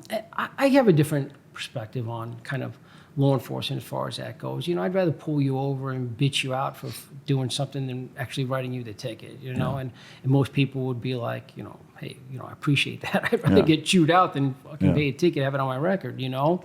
But if it gets to the point where you're doing something where it's just absurd, it's like, all right, dude, now you just basically, you know, talked yourself into, you know, or did something. You know, I had a guy the other night that was driving like a complete ass, you know, and I don't make too many traffic stops as a boss. I mean, but I'll make my share of stops too, but I don't make too many, you know, and he drives like a complete ass. And I'm like, yeah, and now he's shaking and I'm like, are you a little nervous, like dealing with me? He's like, yeah. I go, well, you created this contact by your actions. I didn't do it. You did it. Yeah. And you're sitting here all nervous and shaking because the police just stopped you. Don't drive like an ass and the police won't stop you. Yeah. So you created this contact this evening, you know, and he's like, oh, okay. You know, it's like, you know, come on, you know, a lot of times I'll walk up to the car and the first thing out of my mouth is, if you say anything other than I'm sorry, I'm going to write you a ticket. And they're like, I'm sorry? Okay, that's a great way to start.